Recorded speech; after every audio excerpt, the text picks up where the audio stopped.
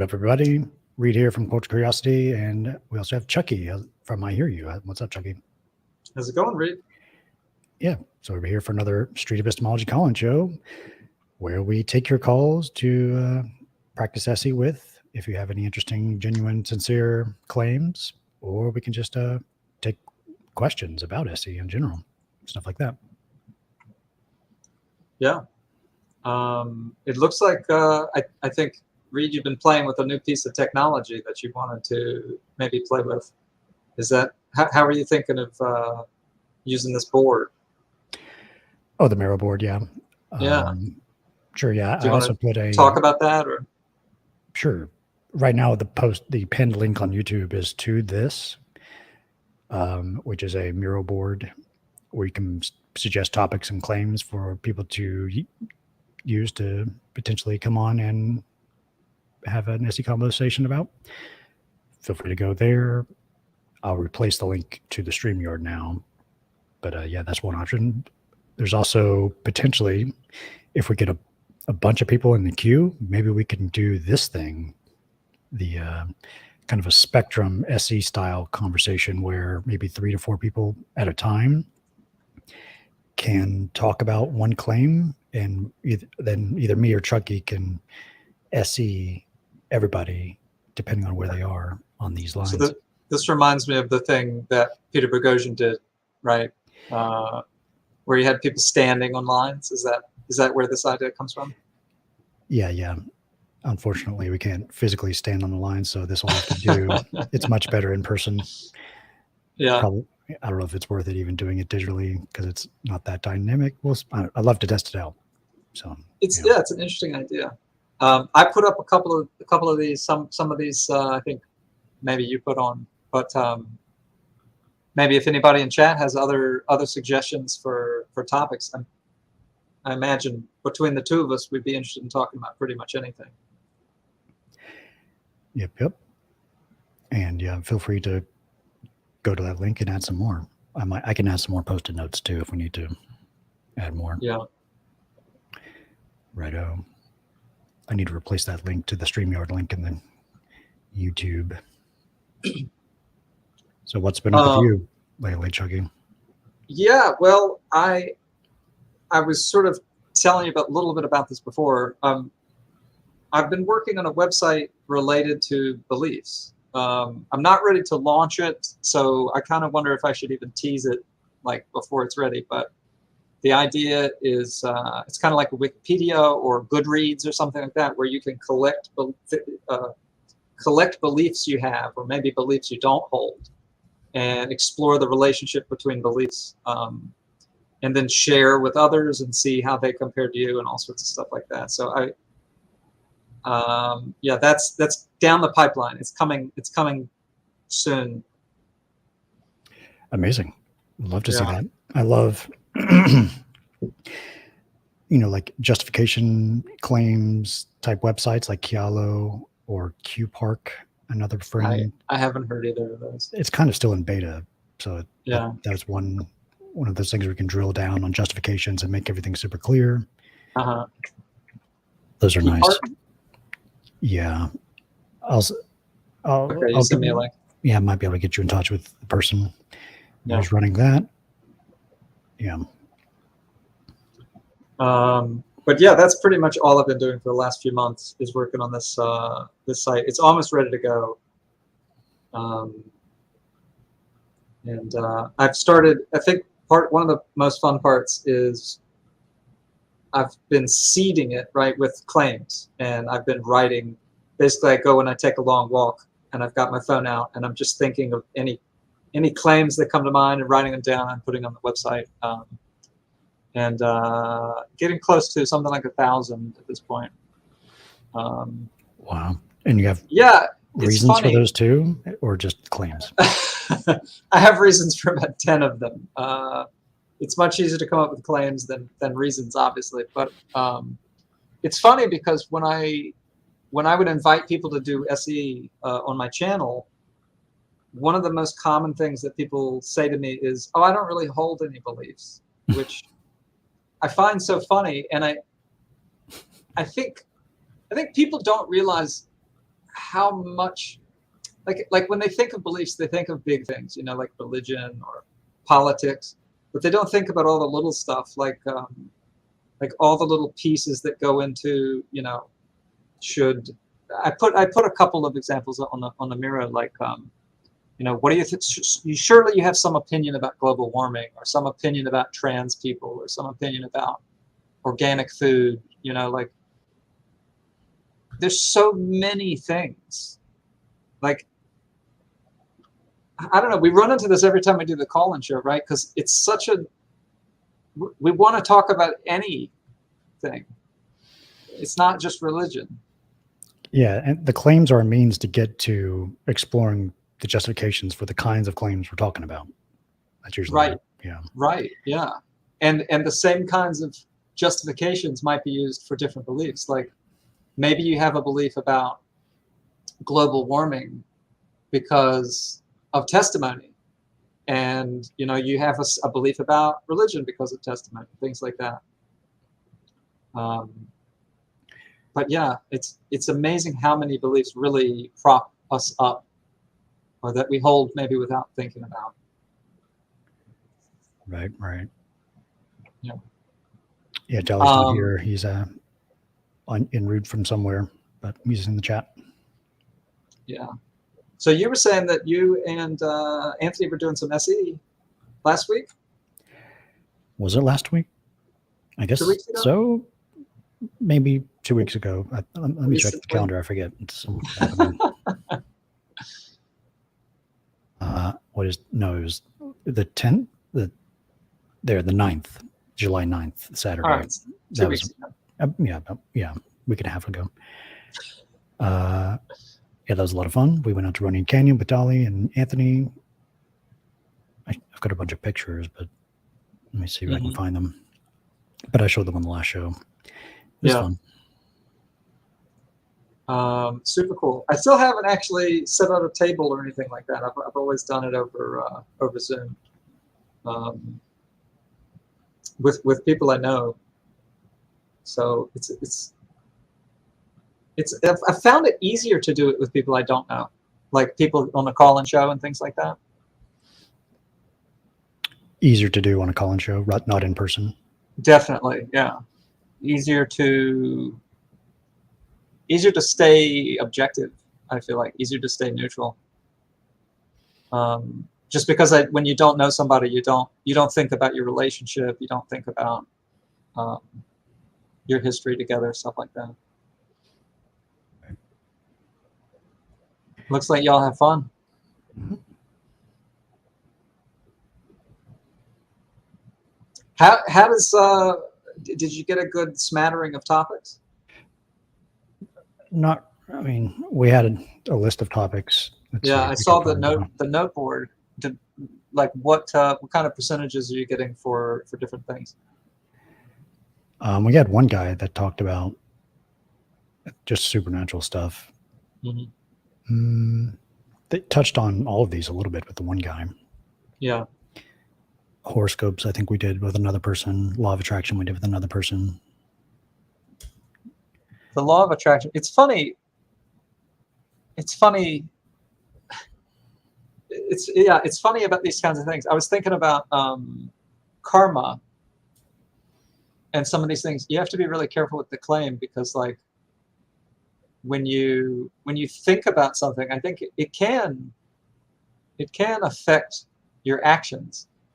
But I think a lot of people believe that it's just the belief itself that affects the outcomes, not the actions that they take. Yeah, very cool. 6 topics with one interlocutor. That's it must have been a conversation. Yeah, that is a big cart. It used to be even more heavy with the other big umbrella. I got like those huge water weights with that big umbrella, and it was a lot. But now I just have this 2 smaller umbrellas. That's easier to manage. Yeah. Yeah. All of that stuff It's a lot. It's a lot that goes into filming. Yeah. Yeah. It's I almost feel like I'm cheating by doing everything on Zoom. Well, cool. So yeah, it's been a while since Anthony's been out recording too, right? Like, kind of been winding that down, focusing more on background stuff, if I understand right. Yeah, lots of stuff with SEI, the nonprofit for SE. Got a bunch of stuff going on. Right. Research, Yeah, I saw education. the committee was set up recently, and then there's been stuff with the lesson plans. Any updates about the education pack? It's going slowly but surely. Yeah. We're really taking our time, making sure it's thorough and thought through everything we're doing. We've split all of the course up into different modules, and we have like a list of 22 modules, and so far we are working on the first 7, and maybe 3 out of those 7 are done pretty much. The rest are closer to being done than not done. Have you gotten enough volunteers to help beta test it? We have been beta testing with a bunch of people in the community once we finished one, and we've got usually 20, 30 people to go through it and talk on Zoom about it, and we've gotten good feedback. Good and bad feedback. A lot of feedback. Does it make sense to invite any listeners to contact us if they want to help? Yeah, go to streetepistemology.com. There's a button on the top for course, and you can find the email helpdesk at Street Epistemology. If you want to volunteer for the next module that becomes available, I think that might be module 2, why use Street Epistemology. Super cool. We're thinking of adding an additional goal related to your interlocutor, potentially. Right now we have understand your interlocutor. What else? Understand, help them reflect, inspire reflection. That is the main goal. And then potentially change their mind. That's another goal. Another one is to, let me try to find it, our course structure here. Yeah. Sharing your own views productively. Another goal. Facilitating group interactions, maybe. Thinking of that. But we're potentially thinking of adding another one called exposing their views, maybe. Just helping people understand their own beliefs? That's the first goal, helping them understand. I see. But this would be like using SE as a means to expose what people believe. Like maybe some people believe certain things out there in society, and we're just out there doing SE mainly for other goals like inspiring reflection, but we come across someone with some belief we would want to have shown that is out there. Like maybe this is a belief system that is a problem in the world. People need to know this is happening. So we use, we're there recording anyway, so we could have a goal to expose that. Gotcha. All the while doing the other goals like inspiring reflection. These don't have to trade off each other. They could all be perfectly compatible. Looks like we've got a caller. Yeah, I'm not sure what they're coming with. Oh, they're gone. Feel free to come back, whoever you were. I sent them a message. Yeah, we do prefer people on camera, preferably people who have fingers so they can show us they're real. Right. Yeah, we had some fake callers a few times ago. So we've got a question in chat. Explain sound epistemologies. Do you want to talk about that? Explain sound epistemologies. Yeah, I think the idea is, I think our belief, or maybe our claim, is that some kinds of justification are better than other kinds of justification, maybe more reliable or more trustworthy. We can Yes, we can. Hi, Rip. Rip Thorn. Is that an actor? I think Rip Torn was an old actor. Okay. No. I'm going to do this. I'm going to solo you and bring Gambler on. And see what happens. See what happens. Okay. Hello. Hi, Gambler. Are you there? Are you a real person? Okay. Well, maybe Gambler's having a little technical trouble. So in the meantime, I just want to mention if anybody wants to call in again with questions or with a claim that they'd like to explore with either me or Reed, please feel free to call in. We've got a number of suggested topics. I don't know. I can't put up the Miro again, but I will put the link to the Miro back in chat. Yeah, it's also in the description. Okay, yeah. On Facebook and YouTube.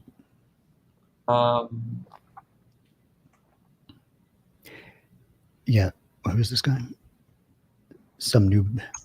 He was saying as a potential another goal of SE to explain sound epistemologies. Ideally, we don't want to explain anything, like send a message unless people ask. That's not really what we're there for. But if the opportunity comes up, I think it would fall under explaining. We have a goal called sharing your views productively.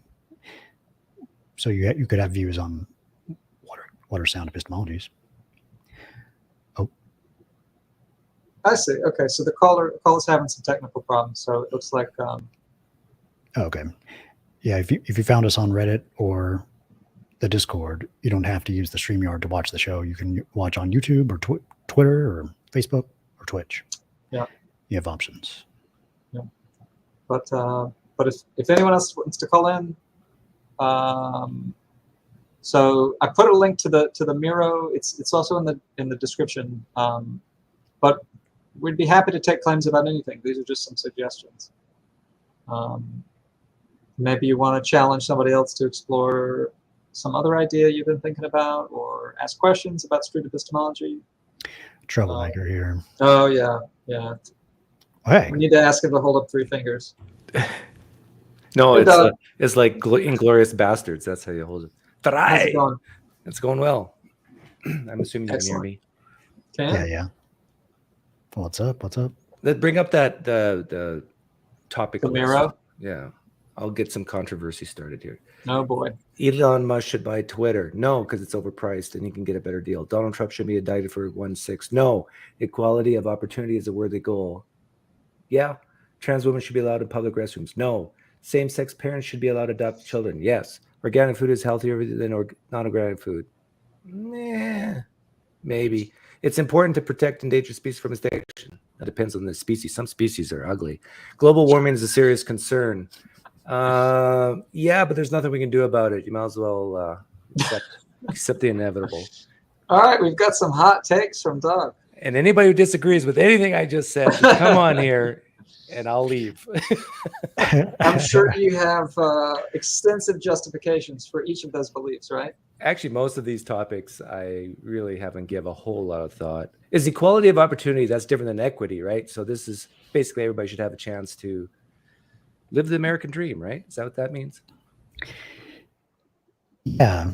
Equality of outcome would be more aligned with equity. Oh, really? Okay. What was it? Was it outcome or was it something else? It says opportunity. It was opportunity. Oh, opportunity. Okay. So then I was right. I do agree with that, but not to think that everybody will have the same outcome is insane. I guess it's like, do you want to set everybody's bank account to be the same number, or do you want to give them the opportunity to get to be the same number? Well, I'm a chemist a long time ago, and there's something called equilibrium. Right. So if you were to actually, be a good social experiment to give everybody $1 million on the planet. My guess is after one generation, it would look the same way it looks today. Yeah. Should we put our own perspectives here? Let's see. Yeah. After watching a video that was just made on Peter Boghossian's channel did I edit that? No, someone else edited it, but I shot it. They were talking about equality of outcome is more important than equality of opportunity. That was the claim. Oh yeah. But now I think even equality of opportunity is potentially, well, I'll put my confidence on here. I'm like leaning towards disagree. Oh wow. And you were more agree, Doug? Where were you? Yeah, maybe I'm not understanding what it actually means. I think You and I have never, ever disagreed before. Have we? I don't know. I don't know. So explain what that means exactly again. Well, yeah, what does it mean? Whenever I try to think of what it could mean, I think what people interpret to what it means is not actually what the claim is. Sometimes I interpret it as like there should be a basic level of opportunity in society for people. Like there should be a floor for opportunity. Okay, I see what you're saying. So basic level of opportunity, but not everyone should have the opportunity to be president of the United States. So in that sense, I agree with you. I would disagree with this because number one, I think you should be a citizen. Number two, you got to have a well, I was going to say, don't move me, Reed. You got to be on a line. Pick a line. Why? So, I want to be in between the lines. That's the arbitrary rule. Oh my God. So, but if the phrasing was equality of, like the opportunity, is that opportunity to do what? Well, I guess I think about the idea that some people might have opportunity removed from them, right? Like you're saying, for example, maybe women can't own land or something. I feel like that should be corrected. But should men see? Like, you got to shift me back to slightly disagree for now, Reed, because I'm thinking I would be contradictory because I don't believe trans women should be in men's sports, so they should not have that opportunity. Trans men in women's sport, yeah. Maybe it's opportunity to have the basic access to like institutions in society, like public institutions. So let's pick something concrete. Do you think women should be able to own land? Yes. Okay. Yes. So I guess that's what I'm thinking when I see equality of opportunity, or capricious laws against. Only if they're good looking. Oh boy. Oh boy. I'm kidding. Come on, I'm joking. But yeah, like I think many people would make the claim that there are societal rules that disadvantage people arbitrarily, right? And I think those would be bad rules. And Yes. I think that's what I think of when I think of opportunity. But can you give an example of a society rule that's bad for? Well, I gave you one. I mean, women used to not be able to own land, but now. Oh yeah, I agree. But today, can you think of anything? We need a lawyer in here. I'll give you an example. Felons can't vote. I think felons should be able to vote. Oh, I disagree with you there. I think felons. Well, it depends on the felony. But I think if you have killed more than 2 people, you should not get the right to vote. Does it matter what degree murder? Yeah, first degree. If it's manslaughter, I can. First degree counts for 2 pine points. Second Yeah. degree is 1 pine point. If you've killed a man in self-defense or been to war, no, you should vote. But if I think you should lose rights if you commit crimes in society. Why do you think felons should vote? Well, I guess at the very least, I'd make the argument after they do their time, they should be able to vote. Otherwise, the punishment. Oh yeah. I agree. With Oh, that. okay. Yeah. But I'd be like, while they're doing their time, do you think they should be able to vote? I guess it gets into another related claim, which is that I don't really think voting is very useful. So why not let them vote? Oh, you're one of those. Yeah, maybe a more interesting one should felons be allowed to own guns?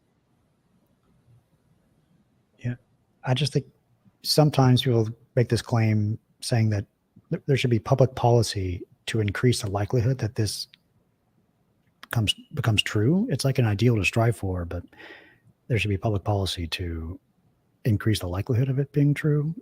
It's not merely everyone has the same rights and access to institutions. It's like there needs to be stuff available for people to take advantage of if they need a leg up in society.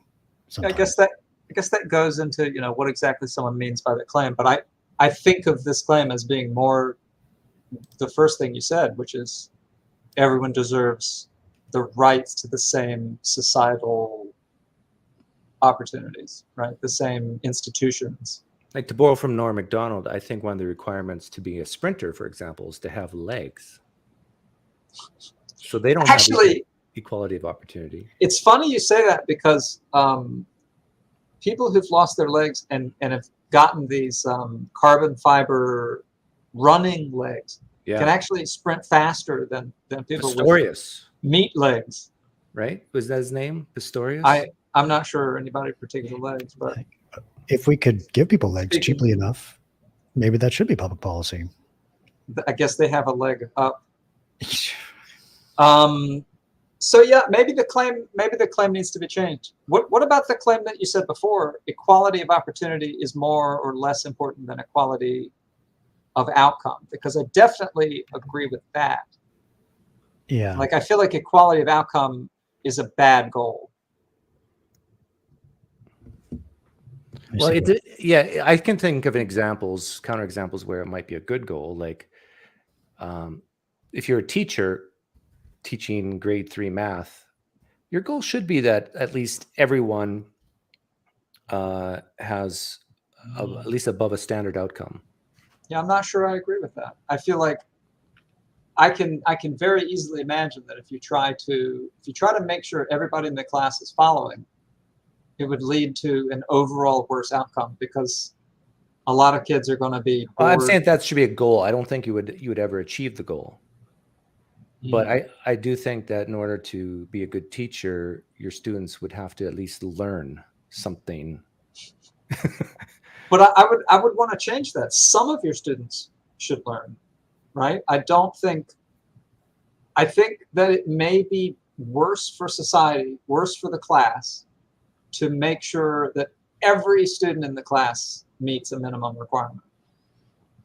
So what do you think you should do with the students that don't? It's better to throw one kid out of the balloon to save the other 23 kids. You know what I mean? That's kind of what I'm saying. Yeah. Whoa. Yeah, and then they're on the streets, and then they commit crimes, and they're going to rob you one night. And then we're going to let them vote. So what's the problem? Where would you be with this claim? Equality of outcome is more important. Oh yeah, strongly disagree. Yeah, strongly disagree. Yeah. Oops. That's no fun if we all agree that we're strong. Yeah, right. What are the obvious reasons for this? I think we've got a person in chat who at least speaks for me. Like, for me, this is fundamental. Like, the idea that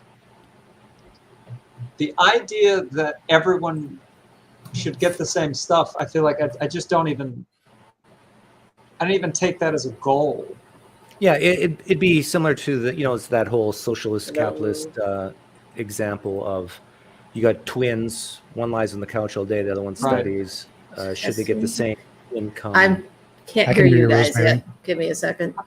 Okay, I'll give you a minute. Yeah, that's Rosemary. She is a clerk for like a very high, I forget, not a clerk. She works in law. I'll just keep cool. I forget exactly what she does. She's my lawyer. Yeah. She deals with all the riffraff. Keep her busy. Does that make sense? Basically, like, equality of outcome depends on your ability. And if you say equality of outcome is more important than equality of opportunity, then you're basically saying you're not taking into account that some people are smarter than other people. Some people have legs. Some people don't. Like, yeah. Yeah, I don't want to live in a Harrison Bergeron world that's tyrannical, that has a handicap general or whatever. I don't get that reference, but I believe it's fancy. Yeah, it's like where people have to wear super heavy weights. I see. You know, I think I've heard that story. to be made more equal. So we're equalizing down. There you go, Rosemary. Hi, Rosemary. Can you hear us? No. Rosemary, I'm going to fire you as my lawyer, okay? If you can't figure out this tech. It seems she can't quite hear us. It works on poker nights. I can hear that microphone. Yeah, we can definitely hear Rosemary. Speaking of poker nights, we have poker nights, Chucky. Oh yeah, but your stakes have gone up. $20 is the minimum buy-in now. That's way too pricey for my blood. Okay. Well, that's true. Like, There's the cash equality of game outcome. Oh. still. You've gotta believe me slowly, Doug. But there's equality of opportunity there. You'll get 2 cards just like me. I don't disagree with that. All right, how about one of these other ones, maybe where we don't all agree, while I we're want to see what waiting Rosemary for is. Rosemary. Okay. We're on the same page here. Yeah. I thought it was interesting. Doug said not all species deserve protection, and I think it was tongue in cheek. You said some of them are cute, but No, I meant that. okay. So which species deserve protection and which species don't? I can't think of any off the top of my head, but I can imagine a species that doesn't have a huge impact on its ecosystem. It's a real pain, eats crops, let's say. Grasshoppers. Yeah, let's get rid of grasshoppers. I mean, what good are they? I guess the question then becomes, how confident are you that they don't fulfill a need or fit a niche in the ecosystem? Well, the butterfly effect, there's everything affects everything, but we should definitely get rid of butterflies. No, they're pretty. This isn't a, what is it? Oh, you got mosquitoes. Endangered species, but is there any animal that should be eradicated? Humans? Mosquitoes would be a good. Mosquitoes kills more humans than any other species, right? Yeah, I know it's a big problem with the Gates Foundation puts a lot of money into malaria research. Exactly for that reason. I am not confident that mosquitoes aren't important for the ecosystem, and so I'm going to have to remain. I'm willing to roll the dice. I do not want that one mosquito in my tent. I'm going to go strongly agree. Strongly. Wow. Yeah, and if the world blows up because of it, so be it. It's worth it. Right. At least for the next year, it'll be pleasant. Yeah. What eats mosquitoes, and could they eat other things? Yeah, that's kind of Bats. the thing that I'm thinking about. Yeah. Yeah, bats eat mosquitoes, but bats also eat. Well, bats drink the blood from Chucky regularly, so right. What role do vampires play in society? I think all of these. It's too like I think I'm too. I don't think anybody can confidently say that we could change. That we could eradicate a species without consequence. Well, yeah, there's going to be consequences. The question is it tolerable? Yeah. Like we expect consequences, like no more malaria. Like no more bug bites. Yeah, I get that, but like how many times have we brought a species into another country? Rosemary, can you hear us? I can hear you now. I switched to my phone. Excellent. Welcome. Yeah. Did you want to give us a hot take on one of these claims? I'm not convinced her phone's going to work either. Yeah. Do you have Wi-Fi in your phone? Oh dear. Well, it worked for a bit, just like the killing mosquitoes would work for a bit. You can't change the tab on the phone, I don't think. I didn't do anything other than you all disappeared for a hot second. Oh, are you on Wi-Fi? No. Okay, you might have a bad signal then. We lost you. Okay. I will move. You're fine now. Okay, good. Did you have a claim that you wanted to respond to? I was just going to join in because you guys were talking about fun stuff. I was just finishing dishes, so at some point. Do you think mosquitoes should be eradicated, Mary? No. Rosemary? No? I say no. How much no? Like a disagree no. So it depends on location. If you're in a populated area, you should eradicate them, but... So what you're saying, Rosemary, is you hate children? No, I love children most of the time. But you love mosquitoes more. I love not having whatever... If we get rid of mosquitoes, what the imbalance would be. because there are other things that could come up. So, but neutral, Reed, neutral. Well, isn't it the case that 90% of all the species that's ever lived on this planet are now extinct? Yes. Is that true? And we're still here. We're fine. What's one more? Yeah. What's mosquitoes? There was an interesting show that I was listened to recently about it. Yeah, it made a good case for not totally eradicating.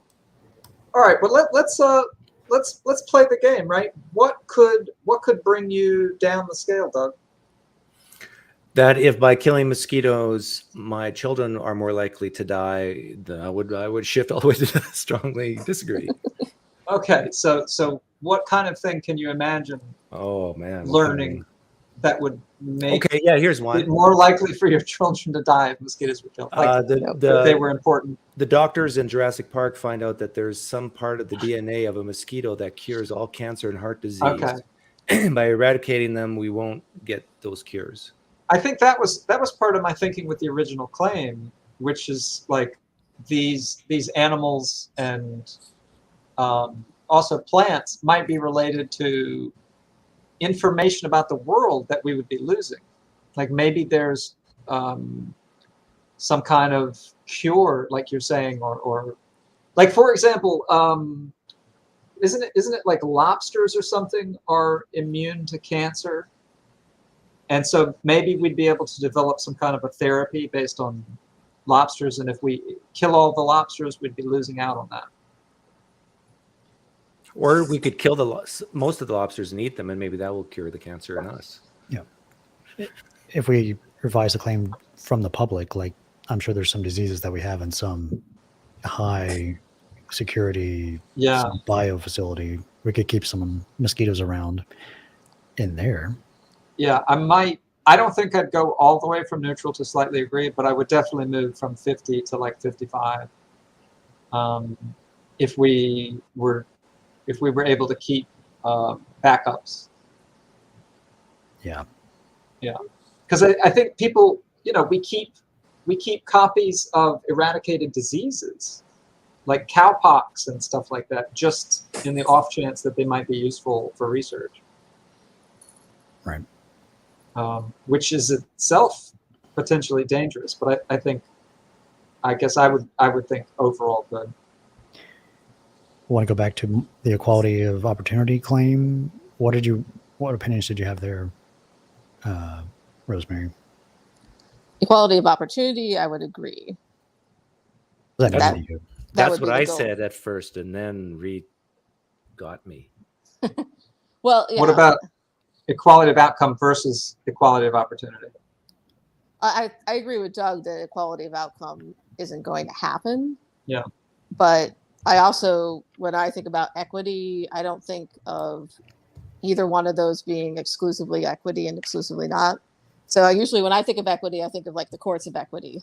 So where you would, like, if you, for some reason, did a contract for the sale of land but didn't reduce it to writing, but you performed on the contract, like you can go to the court and say, hey, I want specific performance. And the court might not give you the property, but they might give you the value you put into the land or something like that. I'm strongly disagree on this one, Reed.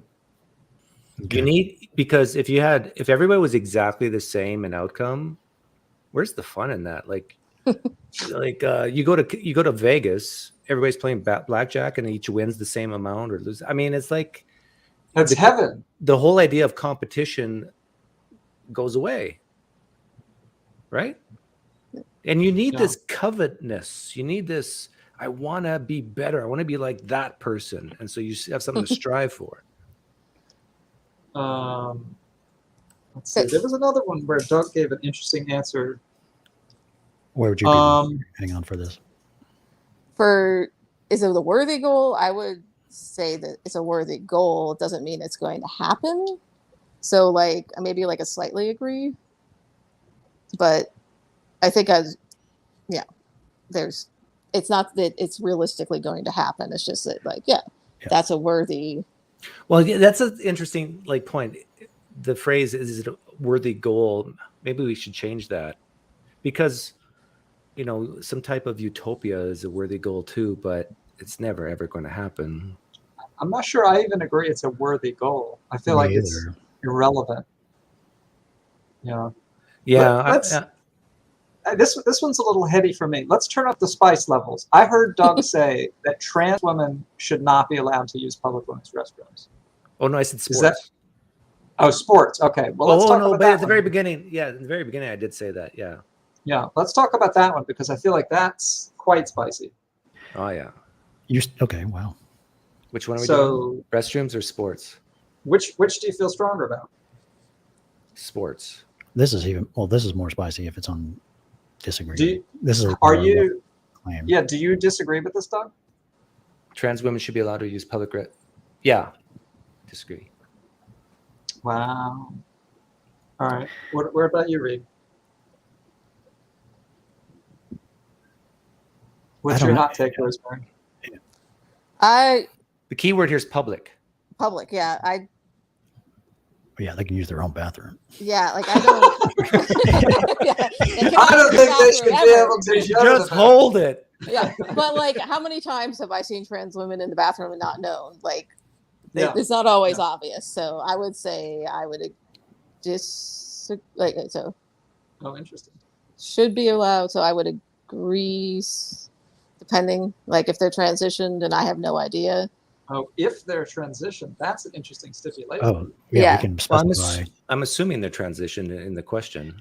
Yeah, claim. like I would assume, Oh. like, I mean, if somebody's just walking in and they're presenting as male, that's a problem. Unless it's a unisex bathroom, like Yeah. it works. So Is this a better clarification? Trans women who pass, as women, should be allowed to use public women's restrooms?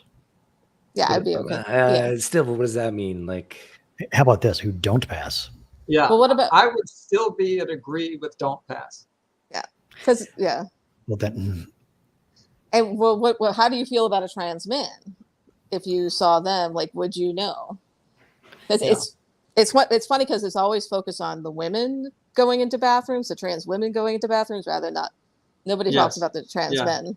Because people are worried about about yeah, the sexual aspect. men, right, attacking women. That's sort of the fundamental, I think, concern.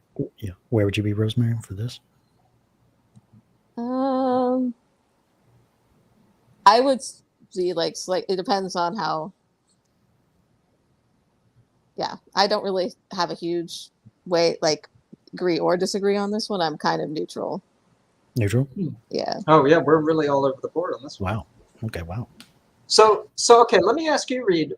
Now that we have this board and we're all over the place, what do we do with this? Do we look at each other and spit, or First, we want to understand what our reasons are for being each other's lines. Could we predict what our reasons are? I could predict what everyone's reasons are. Okay, yeah, predict me first. Do me first. Yeah. Like your main reason. I'm sure you have a bunch. No, I just basically Can have you one. write it down before I say it? Oh yeah, this is good. This is your prophet. this is like, yeah. And I'll brainstorm a few and I'll pick the biggest one. And while we're thinking about this, anybody who wants to call in and have a full SE conversation about this, please feel free. The risk of harm, and specifically sexual assault, would be one reason. Like it makes women uncomfortable because they might think there's an increased risk of sexual assault. Maybe that's one reason. Yeah, Or- that's the one I wrote down basically, but I put it in terms of net suffering because I said the net suffering or discomfort is lower by not allowing trans women to go into or trans men to go in women's restrooms, and the solution is very easy. You just have separate bathrooms, like how sometimes you have just single stall bathrooms for one person at a time.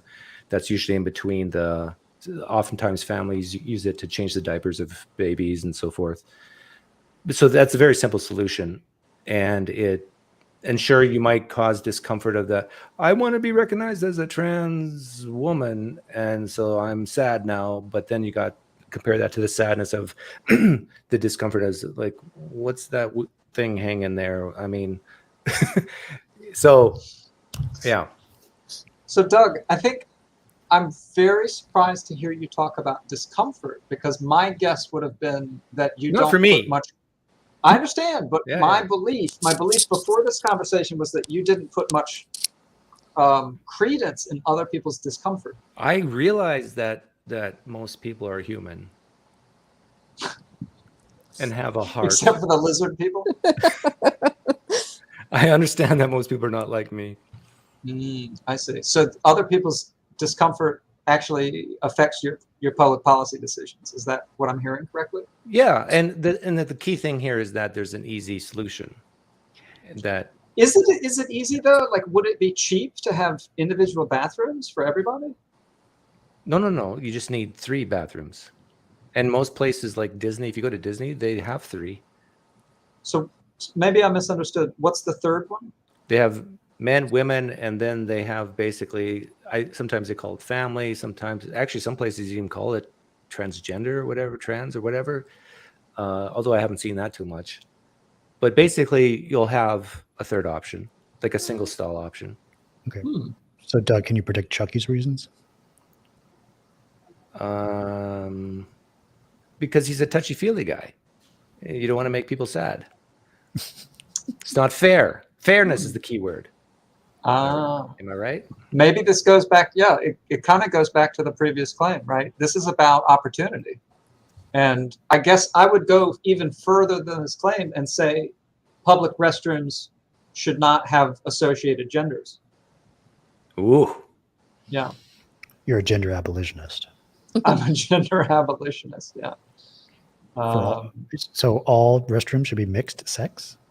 Well, I'll go even one further than one further.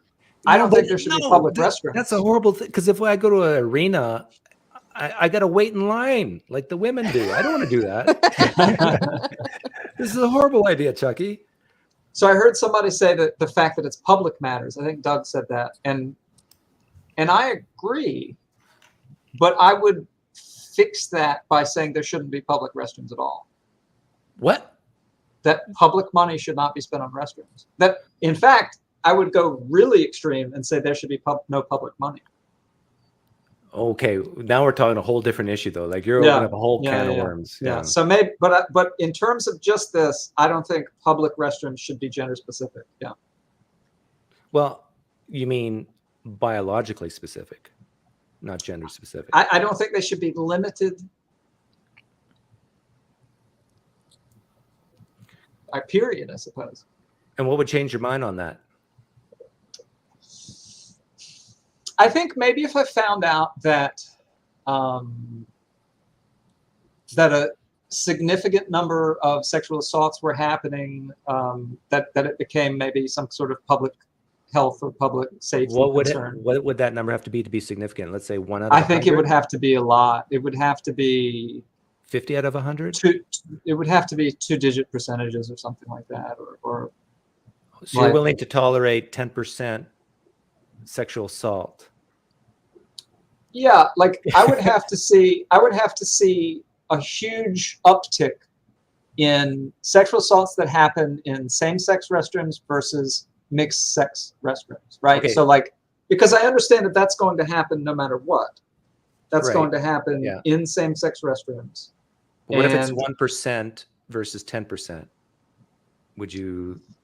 I think I would start. I would start wondering, yeah. But at maybe 30%, I would definitely go lower. But I think my more fundamental value is the fairness, and so safety is not a fundamental value of mine. Yeah, so it has to be quite unsafe for me to. So I nailed it. With you, it's fairness. Yep, it's about fairness. Yeah. What if we changed it to this?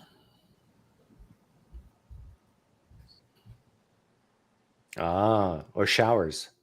Yeah. Just come out and say it, Reed.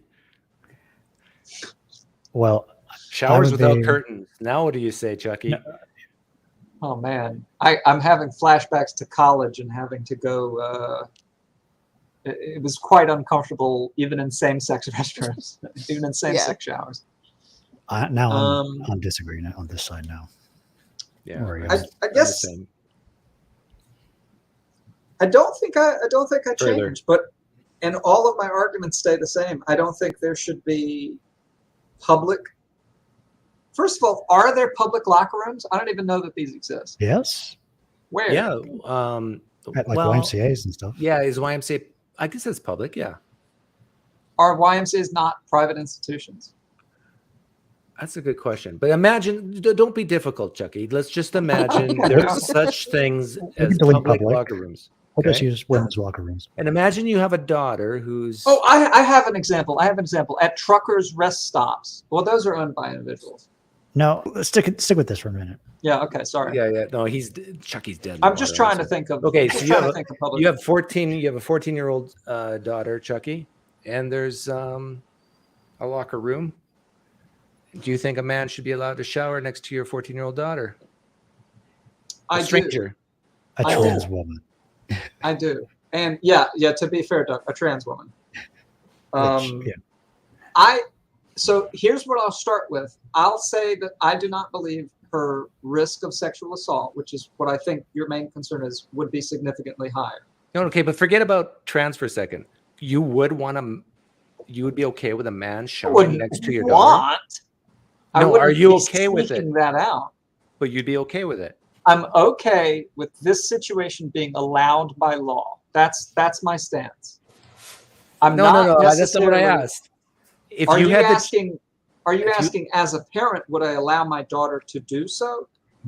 let's say you know your daughter's showering and you know that a man is about to enter, and you have the choice to stop the man, and he will just listen to you, no violence, and he'll just. Would you stop him? I think the way that my morals work. Come on, Chucky. Well, hold on. I'm not trying to He's be thinking. difficult, but the way that my morals work, I may be inclined to ask my daughter to change her behavior, but I don't think I would want to ask the man to change his behavior. She's already showering in this thought experiment. So she's already in there. She's doing her thing. Now a man's entering, has a towel on, and She's 14. in this thought experiment, she's a minor. In this thought experiment, all you have to say is, no, please don't go in there. And the man will immediately turn around and walk away. Do you say that to the man? I'm going to answer no, but it's not fair because I don't have a 14-year-old daughter, and so perhaps my view would be different. Oh, come come on. Well, I'm saying I'm giving you the no. I'm giving you the no. The because correct here's my answer is thinking. you say, no, turn around and don't go in there. You wouldn't No. risk that with your own daughter. I mean that may be your answer, but my belief is that that would be your answer too once you have a daughter. well, that's an unfair point, but I'll allow it. but what I'll say is, if for this situation to arise, I would have already had this conversation with my daughter, and I'd say, look, are you sure you want to use this public restroom, this public locker room? Are you sure you want to use this public shower? And so we'd already have had this conversation for her to be in this situation. Okay, what it would made by Jim Bob, nobody can see it, but the mods. But he's getting to a good point. Can you see it? No, Yeah. I must have missed it. What if this man is excited in an excited state? You know what I mean? Yes. Turgid. Which happens. You don't even have to, be a bad person. It just happens, Sure. right? Does that change your answer? So again, my belief is that it would not change my answer, but I could be wrong. But let me ask you a claim that's related to this, that maybe gets to the root issue. Do you think nudity should be disallowed in public? Yeah, I lean that way. Because I don't. Because most people are ugly. Jesus But in Christ. public, you can run away No, seriously, you do not want to see that. more easily. No, it may be Doug, good for weight loss. How serious is that your justification for that belief? No, I am dead serious. Jesus Christ. Like, no, seriously, do you want to be on a beach where everybody is nude? No way. Yeah, but I wouldn't use the law to enforce that. I would. It's called visual pollution. Jesus Christ. We are I love so it. against. You're for fairness. You're probably a big environmental guy, right? You don't want pollution. Well, that's visual pollution. Where are love you, it. Rosemary? Uh, You were on neutral for the other one, right? yeah, I would say so. Yeah, I would probably go more towards the disagree. Make me start reading that right. On Yeah. disagree? Yeah, I would say and disagree. Just because if we're talking about like a standard locker room where there's like no privacy, that would be a problem. Oh yeah, and we still have to who don't pass. I'm going to delete this. Does that change All right. anything? Oh, if it passed, then yeah, I would Oh really? agree. Yeah, That's Doesn't interesting. matter to me, pass or Yeah. not. yeah. So I mean, where Oh, would you that's be? what- so because when you're I'm assuming passing in a locker room means that they have changed everything. I don't want to see anybody naked, so It's I'm harder to kind of- pass with your clothes off. yeah. Oh, I'm talking about like if they've had all the surgery, you're not going to know the difference. Okay, let me make this clear then. So maybe this is butting up against another claim, and my guess is that Yeah. both Reed, This is the claim. both Reed and Doug believe that sexual assault is significantly higher, would be significantly higher if trans women would be allowed in public restrooms. Is that? the I never case? said that. I never said that. I thought that Significantly? was your. I No, thought no, that was no. your That wasn't my justification. reason. I wrote it down. Okay. And that wasn't it. So what was it? It was basically, well, that was with the bathrooms, not the. Oh, maybe I got confused. But like just the discomfort of the women there would go sky high, So okay, and the parents. I feel like I can turn that into an even more basic claim. Do you believe that we should pass laws to minimize people's discomfort? In certain areas, yes. Oh, I strongly disagree. Well, discomfort includes like people I- sticking a yeah, knife sorry. in other people, right? Well, yeah, that's obviously not what I mean. Like discomfort that doesn't remove the rights from people, right? So obviously, killing somebody. Rights come from the reduces- people. We're atheists, right? So when we Obviously, vote and killing you're somebody- outvoted, then your rights are gone.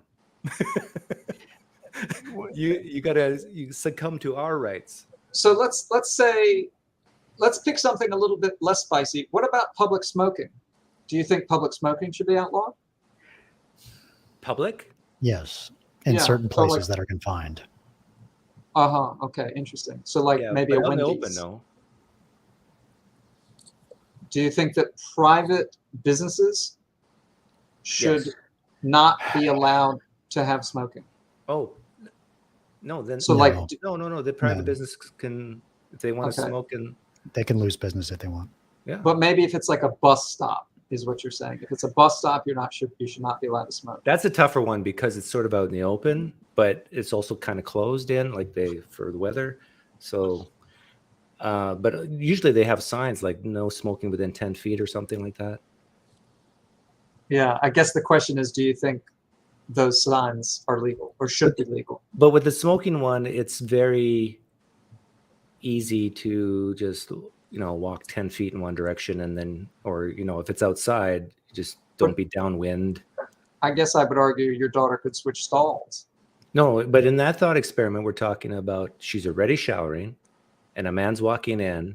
And I still think you would stop a biological male from entering. It's a little uncharitable to claim that my answer to a hypothetical is not legitimate. Well, no, I'm saying that if you really put yourself in the thought experiment and really imagine yourself with a daughter and really imagine, even like Jim Bob said, that this biological male is excited, you're going to put a stop to it. I would bet, I would even give you odds. I'd bet real money on it. You would. So I need you to get a daughter. Again, I feel like We'll set up the experiment. Okay, all right. I'm gonna go. We have any I'll go start on volunteers? that. Yeah, I think it's interesting, right? This basis is coming from this desire to eliminate discomfort, which is I'm just very taken aback by Yeah. this being your underpinning argument. Why?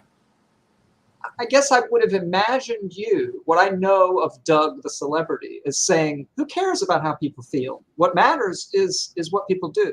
What do you mean? I'm a man of the people. I mean, this is why I do street epistemology sometimes, because I understand. Sometimes. I understand that people have feelings.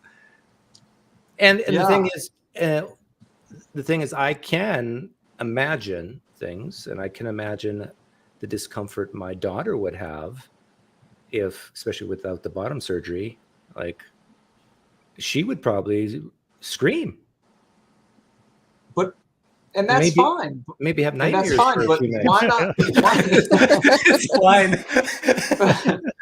Let me finish the sentence. Why not let her deal with that situation? You're there to provide safety, and so you're there to prevent. You're there, and the guy, you're going to help prevent a sexual assault. But are you really there to prevent her from being discomfort? Well, it depends on the age. The older you get, the more you kind of let. Well, your I would children- agree. If it's a 2-year-old, maybe that's different. Like Yeah. they can't even But warn you. Parents something like withhold the truth and reality from their kids all the time for good reason. Oh my goodness! So this is another maybe like fundamental thing. Like, do you think your You need- responsibility? I need you to procreate, Chucky, just so you can relate to it. Okay, all right. I'm gonna get started on it But right part of me now. is a little scared if you procreate. But let me try distilling the claim. You're saying that part of your role as a parent is to protect your child from discomfort. Yeah, and not all discomfort, of course. Like, Well, as how a do you child- decide? How do you decide? I think for every person is different, but I think there's some major ones. Like, you're talking about psychological discomfort right now only. Sure. Yeah. Yeah. Like, I would not have let my 5-year-old, 6-year-old, 7-year-old watch certain horror movies. Interesting. Yeah. Okay. Like, and I bet you every parent listening to me right now agrees Right. with me. Yeah. Well, I can imagine. Now, I think the age thing is a big thing, right? And it's clearly a slider. Maybe our sliders are different, but if I'm talking to a 12-year-old or a 14-year-old, I can imagine having a conversation where I'd say, "Look, this is going to scare the shit out of you. I don't think you want to see this." Yeah. And Yeah, if they that if they goes with- swear up and down that they want to see it, I think I would allow them to watch it. Yeah, Let Like, them make their own I've had this mistakes. talk with my son because there's so many things on the internet that you can see nowadays. And I told him because I was a very old man still when the Iraq war happened and people's heads were being chopped off. And I've watched those videos and it impacted me even as I don't remember how old I was, but I do not want my son. I don't think I know my kids. They're not ready to see Right. something like that. And because once you see it, you cannot unsee it. Interesting. Yeah. Lisa has a comment. What if we educate our teen daughters about physiology/biology and the possible situations they may encounter in the locker room and possible responses? Yeah. This feels more in line with my philosophy. Why not have conversations and allow them to make their own decisions? And there's a big difference between a 5-year-old they're and kids. a 14-year-old. You don't Well, again, allow there's- kids to make their own decisions all the time. Well, surely you'd agree that the older they get, the more decisions they should make. Yeah, right? yeah, and that's where Okay. it becomes murky. And that's where the question is. Yeah. And part of the assumption in this claim is that the locker rooms are open to minors. What about not open to minors? For adults, yeah. Does that change your position, Doug? That Yeah, changes. Can adults be Yeah. uncomfortable? yeah, Yes. that definitely changes my stance. Well, does it change? It slightly. Yeah, I agree with Reed. I still think that you can just really imagine fundamental evangelical Christian women who are like 50 years old. They're at the YMCA, assume it's public, and they're showering, and then a trans woman comes in who hasn't had bottom surgery. These Christian women some of them might die of a heart attack. It's like, this would be the first time they've seen a penis other than their husband's. I mean, how would you respond to the idea that maybe it's okay for them to be uncomfortable? Well, if they get a heart attack, that's not good. I'm not so sure that I'm not, you're seriously suggesting no, I that am they're gonna have a heart exaggerating, attack. but I really do think some of the responses of some women would be close to that. Like it'd be like almost PTSD type emotional response. Now, I know you and your secular lifestyle, you can't relate to that, but there are a huge percentage of the population in the United States, at least, who are like that. Like they would just freak out. Maybe we should be more Secular? open to the idea of making people uncomfortable. I guess that's another claim, right? I think it's okay for people to be uncomfortable. Yeah, but it's baby steps. You don't go straight to I mean, oh man, we've got so much activity in chat about these claims. I know. Feel Is free to come on, anybody- anybody. We yeah, can add another thing. if anybody wants to connect, you post the link the good is at the ones? top of the chat. show the post them. Feel free to hit the star if you want to star anything that's good. I can go back to it. I can't really read it. What's good? You can highlight too. we've got some personal spice here. Oh yeah, and Jamie's really smart. So Yeah. Where are you, Rosemary, on this claim for this specific Not one? so depends. I'm so like it depends on. Like, so we're including everybody, so I think it kind of depends for me when it comes to comfort level. I'm not worried about sexual assault. So like for me, I think it's more dangerous for a trans woman to go into a men's locker room Interesting. than a trans woman to be in a women's locker room for me. So yeah, I would agree. So where would you be? I think I'm neutral. Depends on the situation. Like if you have privacy, that would be fine because then there's no Curtains or discomfort. something. Yeah. Put up that other comment. That was a good one. But the shorts, old timers were uncomfortable when women started wearing shorts. That's true, and they said men would be reduced to sex crazed animals over it. Yeah, well, maybe we should encourage more women to wear burqas, Doug. Well, this is the argument. Like, where do you draw the line? Right. The thing is, I agree with. I bet you there were some men, like you hear about men coming from Muslim countries and then going to where is it, Denmark or Sweden or whatever. Mm-hmm. And they just go. Like they're going crazy for the women who wear the short shorts and ankles and so I get the point. I really do, but you just can't. It's not an all or nothing. You have to have at least some sense of sensitivities to the general population, and maybe 500 years from now. Yeah, everybody will be walking around naked like Chucky wants, and It'll be the Plato's Republic. But that's not today. Let me try spinning a hypothetical out of this to see if I can take your argument and push you towards something you really disagree with. Like I think talking to people about religion, maybe sowing doubt often makes people uncomfortable. And so what if I made the argument that sowing doubt should be outlawed because it makes people uncomfortable? Well, I'm not out on the streets soliciting. People come to me. So you're okay as long as it happens in private, but if it happens in public, so I'm like that locker room where I say, hey, I'm naked inside. If you want to come in, come in. I mean, that's the analogy. So what about somebody who sets up a table and invites people to talk about their religion in public? Yeah, again, they're inviting. Yeah, I was being kind of cruel with going out, but it's the same thing, really. Yeah. What the thing was with me is people can see what I'm doing before they come on, right? So it's not like, whereas with the locker room example, you may be unaware that you and feel trapped. Yeah. Yeah, my reason is that so much activity. Legitimate trans women are probably very low risk, whatever that means, legitimate. If we had a good test for that, they're probably low risk for sexually assaulting women, minors or otherwise. But like this could leave open to people who are insincere and taking advantage of this now public policy that we didn't know about before. This is now, this could increase.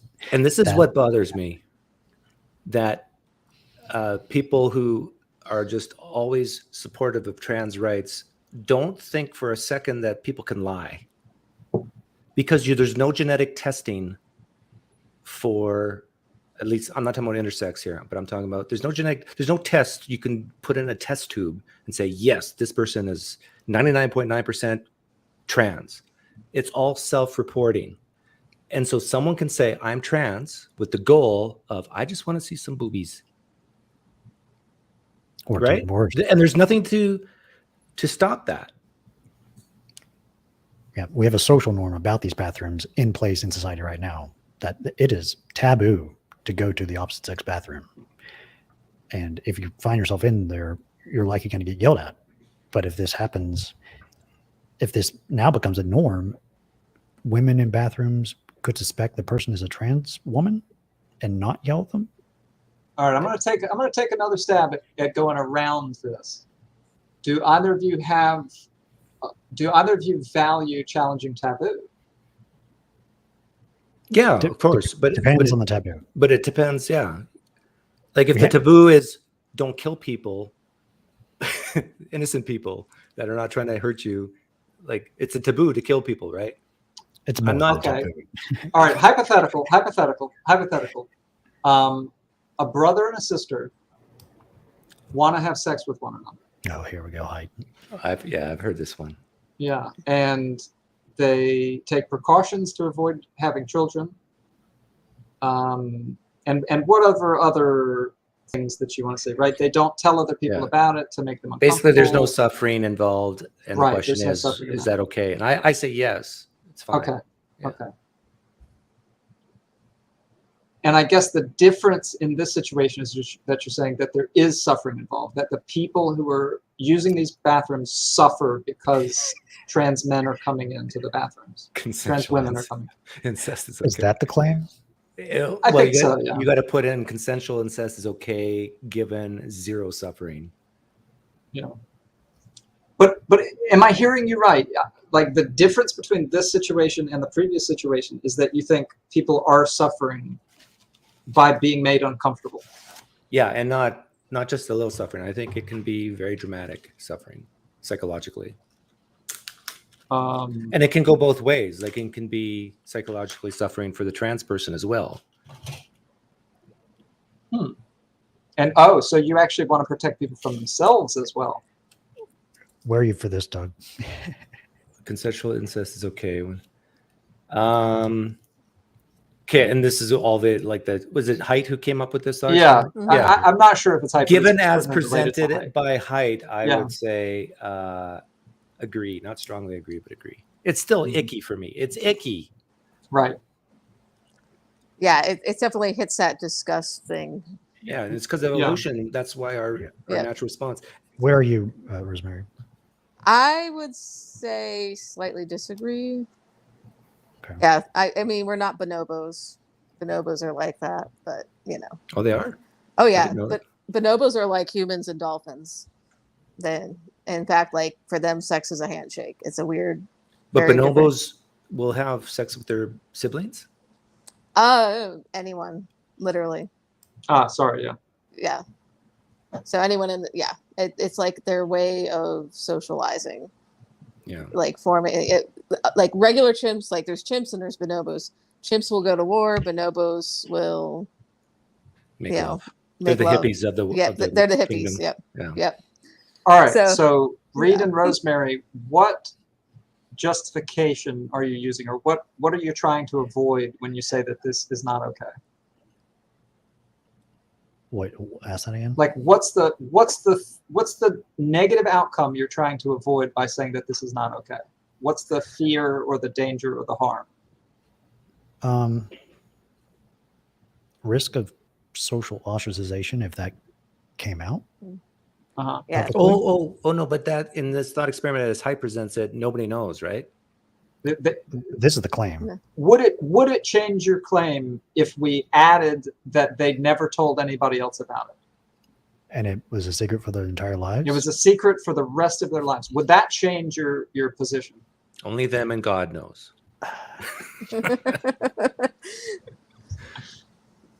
Yeah, I'd go to neutral for that. Okay. All right. So that would move you up. Would that move you up, Rosemary? Um, No one ever finds out about it.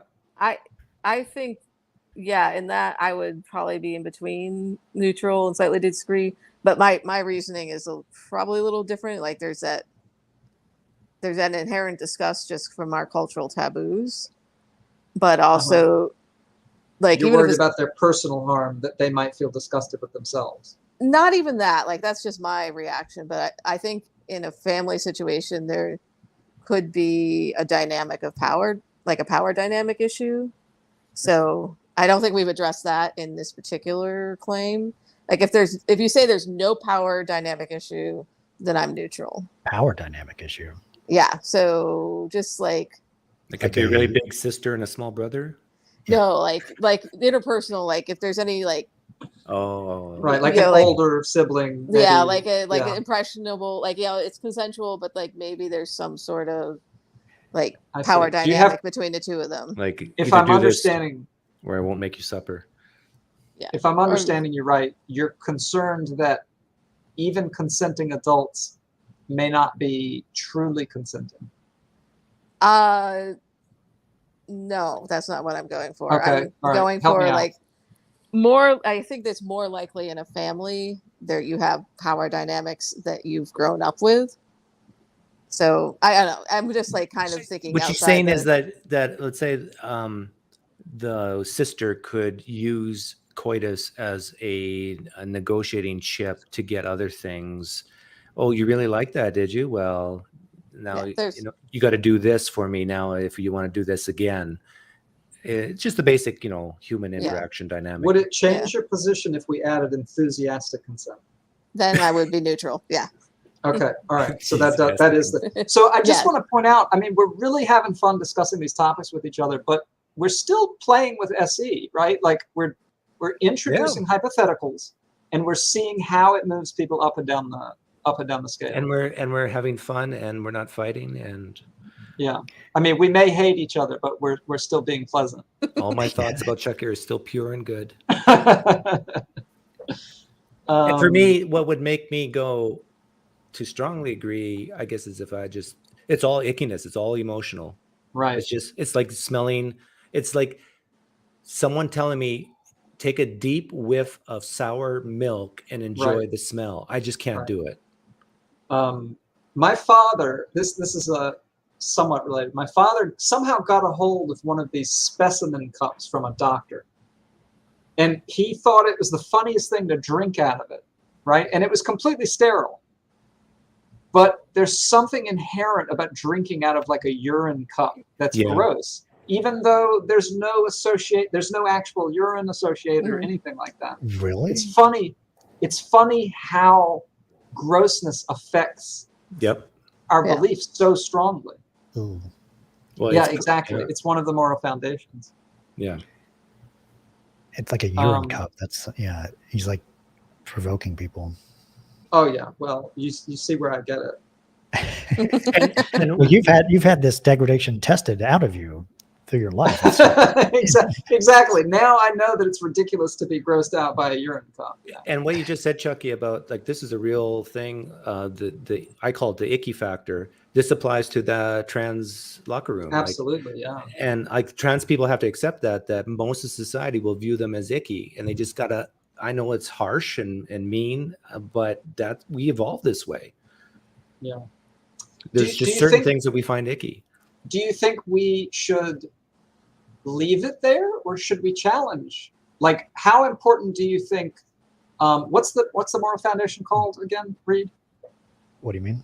You just put it up on the screen a few seconds ago, or somebody did. Degradation? Degradation versus, is it sanctity versus degradation, I believe, is the moral foundation? Yeah. Yeah, sanctity, purity. How important do you think this moral foundation is to you, Doug? Do you think we should seek sanctity? No, I hate that word. But purity is a better word. Because sanctification is like a religious term. Yeah, I understand. But I do think, I don't know. I would say, it is a value of mine, but I don't, it's compared to what? Like, what do I value the most? I'm not even exactly sure what I value the most. I don't want to degrade myself or encourage degradation. But I'm definitely more pure than you, Chucky, because I don't want my daughter showering. Oh, yeah. Yeah. Oh, someone's. Yeah, I heard a noise. Hello? Hello. Jamie. Hi. Can you hear me? Yes. Cool. Welcome. Thank you. I've never done this before. Did you want to get in on this hot, spicy conversation? Sure. Where are you? What, on this claim? Yeah. Where The are you on this? incest claim? Or did you want to talk about a different claim? I'll talk about whatever. Well, what else do we have on that list? Nothing spicy. What other spicy things can we do? Or The trans woman thing got me on, but I know you guys have been talking about that a lot. So if that's run its course, no worries. was there something profound and significant you want to add that will make everybody's jaw drop? The one thing I would add is that I think that with women, you're dealing with a safety issue, specifically when it comes to pregnancy. So the stakes are a little higher around women's discomfort. Like it's not just discomfort. Like there's more ramifications than saying with men where it's just like you might get beat up, or I guess at the end of the day, everyone might get murdered at the worst case scenario. But there's a lot of precedent of men raping women. So I think the thing I'd add to it is the discomfort, I think, is a little more loaded when you're talking about women's discomfort in this context, for what it's worth. So that because discomfort is correlated with physical danger, maybe calling it discomfort isn't accurate. Is that maybe a good restatement?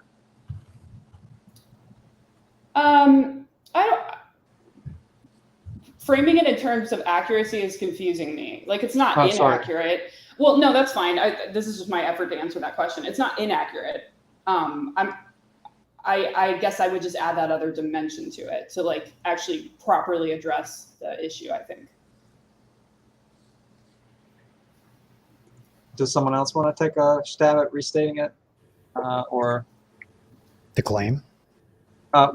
what Jamie's saying? Repeating Just back? to make sure we understand. I was getting the thing. I think Jamie said the truth. Risk of, So And the truth will set you free, Chucky. yeah, I'm just trying to do the SE thing of restating what somebody says to make sure we really understand it.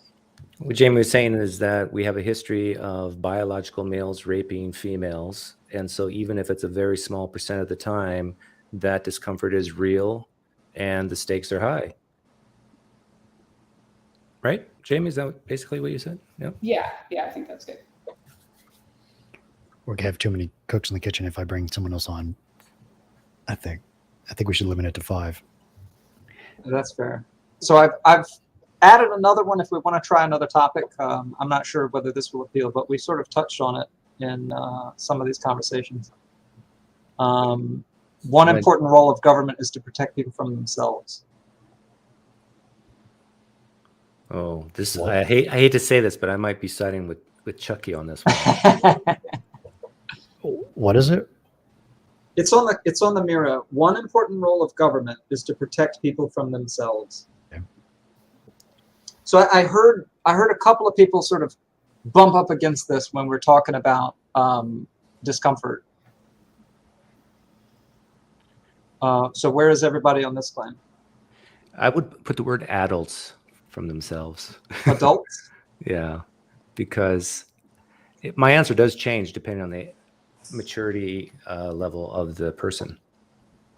So that maybe government has a role in protecting minors is what you're saying. And also my answer changes based on the what's the polite way of saying this? The mental capabilities of the person. Yeah. Mm-hmm. people with learning disabilities or something like that. Yeah. So if someone just really doesn't know that touching a hot stove is bad for you, yeah, you stop them from touching the hot stove. And maybe But I the guess- government has to hire people to watch you every day. Okay. Yeah.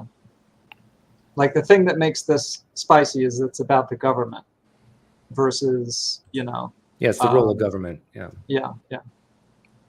But in general, people want to like smoke and kill themselves or drink and kill themselves without harming anybody else, which is hard to do because even if you think you're not harming anybody else, you still might be. I think people should have that freedom. So is everybody at their accurate position, or like Rosemary and Jamie? I'm slightly. And one important role of government is to protect. I would say. Put me in between disagree and slightly disagree. What? Oh, you can't do that? Disagree. Okay. Yeah. I'm He also wants to- disagree. I refuse to share a line with Chucky. Well, How sure. about you, Jamie? So the way this is phrased, it's sort of, am I understanding it by saying an important role of government is to protect people from themselves? Yes. Yeah. Okay. One of the potential roles of government. Yeah, something like that. From themselves as individuals or themselves as a population? As individuals. Okay. It's interesting, right? I think one of the things that we've seen with all of these claims is how important it is to really make sure we all agree on exactly what the claim is, because we all take slightly different things from the way they're written. Yeah.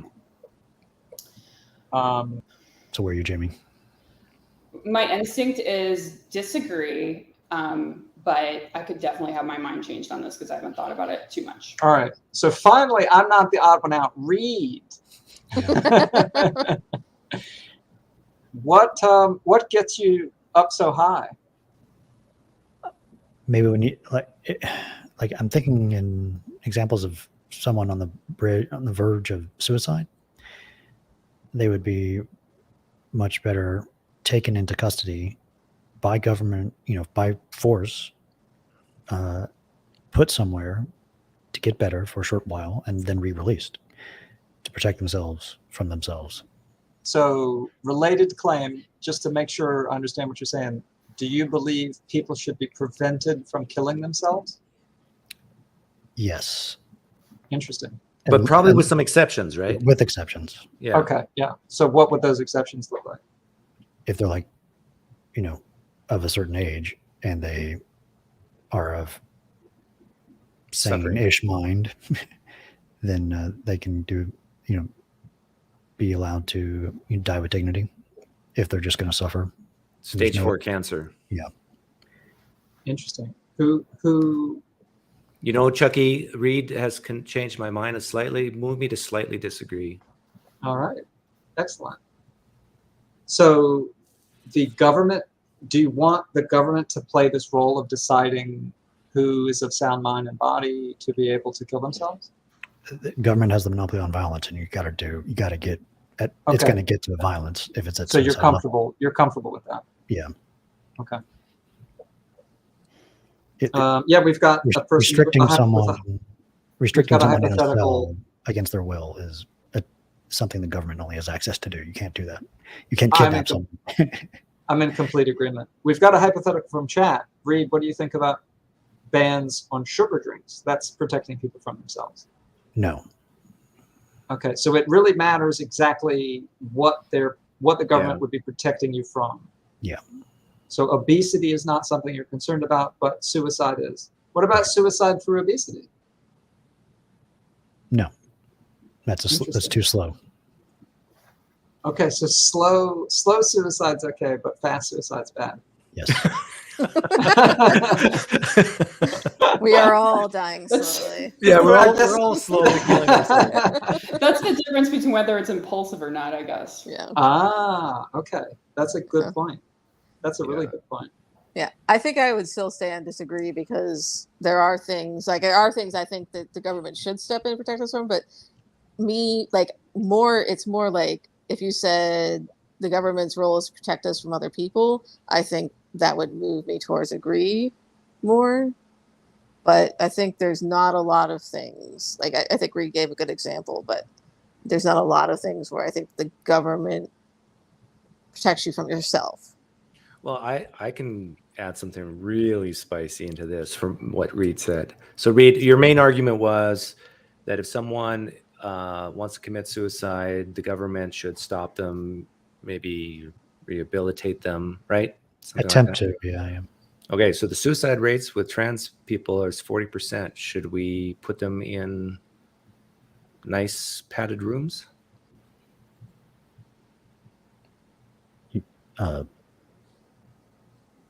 Maybe leaning yes. Oh, see that's a spicy claim right there. Yeah. And the related claim, which is, should we by force prevent them from undergoing surgery? Well, if we did that for the trans women who are on the verge of suicide, and then we attempted to what is the word? Convert them? Rehabilitate them, like conversion therapy. If we applied conversion therapy to suicidal trans people, and through that therapy, it decreased the odds of suicide for the people who left. Yeah, that's a good hypothetical. Then so maybe okay, I'm in favor of that. So you're saying, let's say we run this thought experiment by putting all trans people into padded rooms and under watchful eye. Not all trans people, the suicidal trans people. Which is 40%. Okay, if we put, well, you can't tell ahead of time though. That's the problem, right? Who truly is suicidal and who isn't. But if we put let's say the top 40%, the suspected cases where people have said, yeah, I want to kill myself, and we put them in padded rooms, and it lowers the suicide rate from 40% down to 4%. How many people here would be for that, to actually a type of prison for trans people? My lean, strongly no. against. I'm very, that But you're saving lives, Rosemary? you may be saving lives, but at the cost of liberty.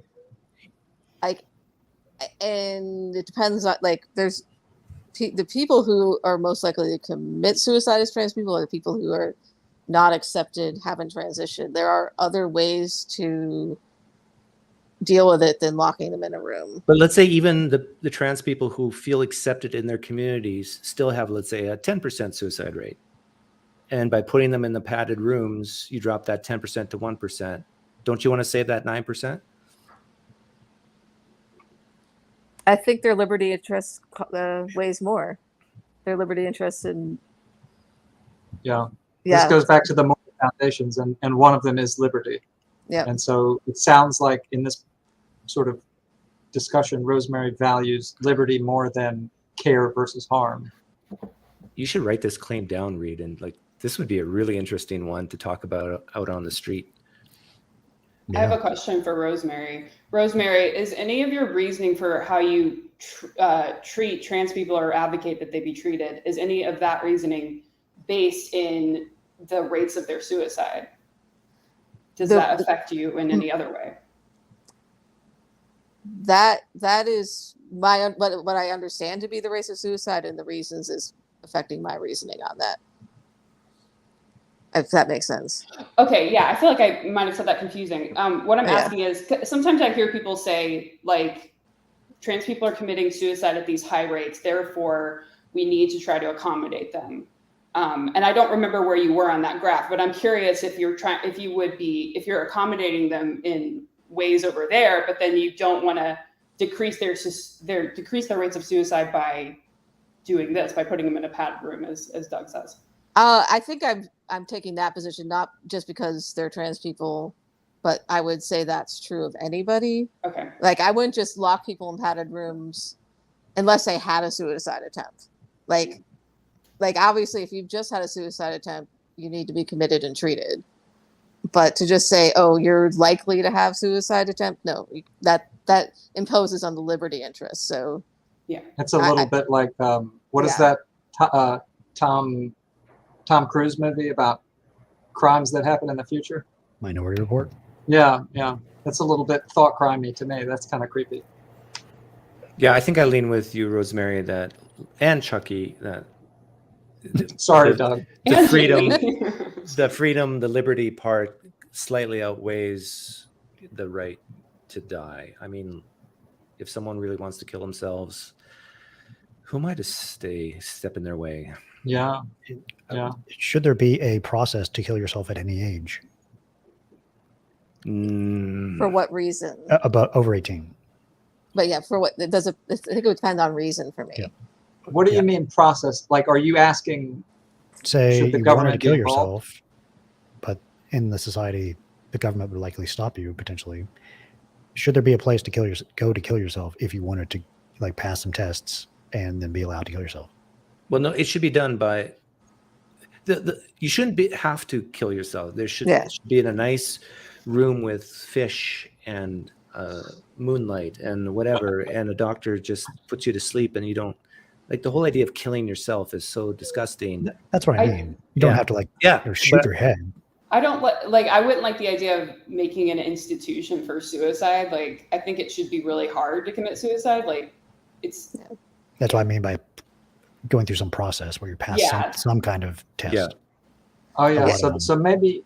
that's still kind of saying it's okay as long as you do this. Like, I don't like the idea of society saying it's okay to commit suicide as long as you meet these requirements, because it's sort of tacitly approving suicide in some cases. Now, I think suicide, I'm not really against it, but I just kind of think it should be hard. Like, it should be a novel idea. You know? Same. I'm happy to continue to take the extreme position. I think government should play no role in preventing people from committing suicide. What if it's to help them commit suicide, though? Again, I don't think public money should be spent. No, like if someone says, targeting suicide. I have stage 4 cancer, I want a government, I want Medicare, because let's say they're a senior. Let their friends and family help them. But a doctor, what to say they don't have any doctors who are friends or family? Then they're going to have to do a Kickstarter to get to have suicide. Paging Kevorkian. But yeah, so to the question, right? I would say, should there be a process?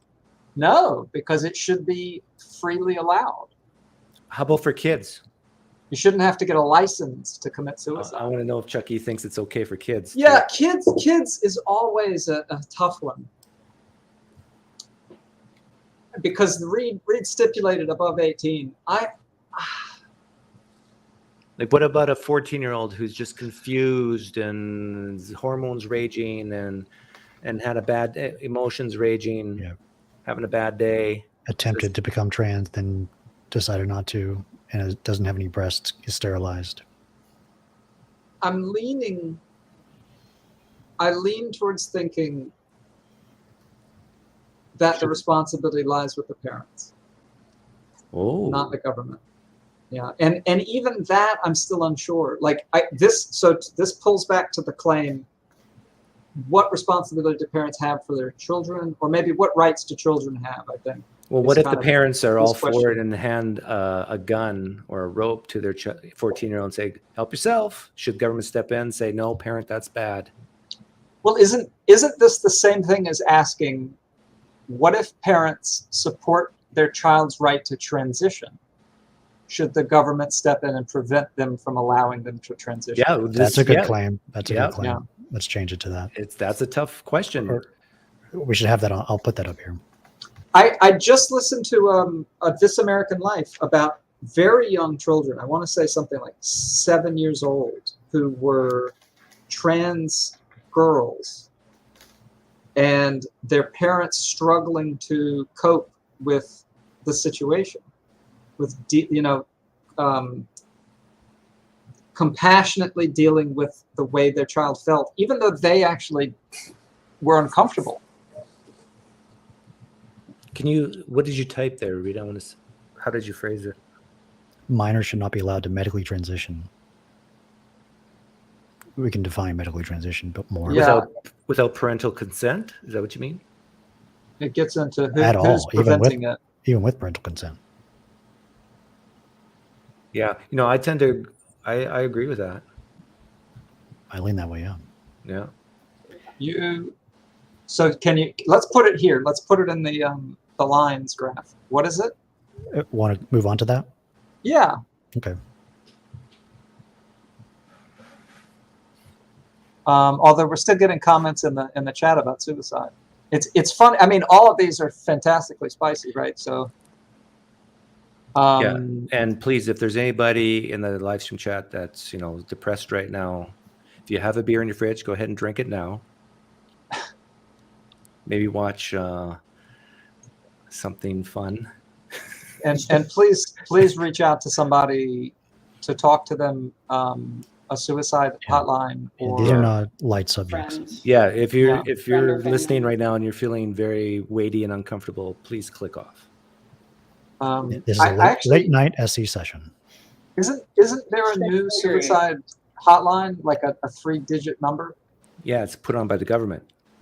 It is 988. If you, I understand the joke you're making, but if anyone is thinking of suicide, please call 988. Or reach out to someone. Or reach out to people I think are better than those hotlines. Of course. But if you have no one to go to, minors should not be allowed to medically transition, and that's you're saying regardless of parental flip it around consent. to the positive read, Okay. because it's always confusing to do negatives. And minors would be under 18. Oh. Yes. Okay.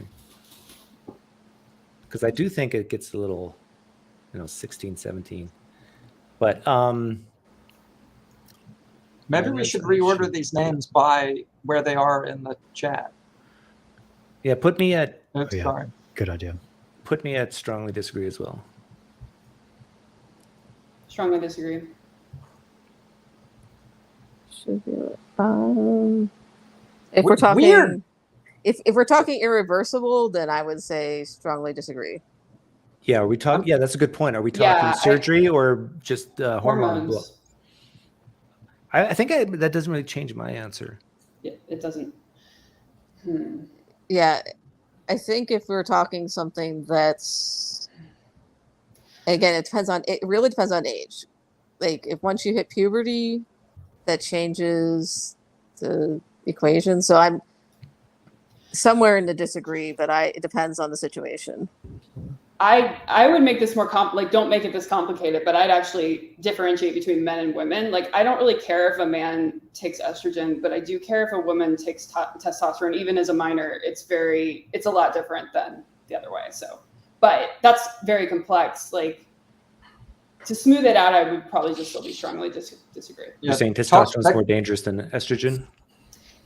As far as on the woman's body, it is a lot more permanent. It has very. I feel like that's a fantastic example of our very first claim, which is about equality of opportunity or access to opportunity. Where were you, Rosemary? She's thinking. I was like, if we're saying something, anything that's irreversible, I think I strongly disagree. If it's something that's reversible, then I'm moving towards neutral, but I'm not necessarily agreeing. So I'm going to be a little pointed here because clearly I'm the odd one out. Mm-hmm. But I assume all of you then are against piercing children's ears and circumcision. Is that correct? Interesting. Circumcision, yes. Yes, circumcision definitely against. My dad was very much like, you have to be grown up to get ears pierced, so I feel the same way about that. Ear piercing is actually reversible. Yeah, it is sort of. I still have mine, but or it's inconsequential. Perhaps it's inconsequential, but the hole stays. I mean, it closes up, but you can still see it. Yeah. It's inconsequential, but I'm actually it's not that bad. Yeah. So, okay. But chopping your penis off is a little. Yeah, that's a problem. That doesn't go back. unless Jesus is real. New test. Pray to Jesus to have my penis go back. Yeah. Yeah, like even like with my pierced ears, like the holes are there, but that doesn't affect my well-being. Yeah. Wait, Chucky, why did you say agree? So, I think my fundamental value is that people should be allowed to make decisions about their own body. I agree with that. It's but just teenagers a are question not of people. minor. Doug has always got away with words. Teenagers are not people. How Teenagers confident are are you? crazy. They're nuts. Like, I Yeah. mean, again, you got to have So- teenagers to understand. So would you be in favor of laws against teenage tattoos? Yes. No. Yeah. I don't That's know. To a certain age, yes. Yeah, I wouldn't say strongly disagree. I'd probably say I'd be against. 14. So hold on. Let me get this straight. You're all against the law or for the law? Nothing below 14. That's outlawed. Okay, so you want to Tattoos. outlaw tattoos below the age of 14. Interesting. Yeah. Yeah. First thought. Actually, I'd say 16. Yeah, I'm more 16, but like Okay, all right. yeah, that age range is where like I would start moving towards neutral on this claim.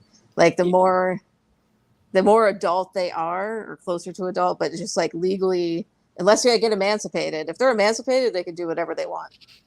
If you can drive a car, maybe you can get a tattoo. Yeah. Can I respond to something Chucky said about, you said that you think people should be allowed to make changes or decisions about their own body, Decisions. Yeah. which that challenges me because I was all the way agreeing with you in the earlier question. But I think the difference is the decisions they're making are using like the medical establishment. It's not something they're doing on their own. Like they're taking advantage of like society's like research and like our bizarro things we've created.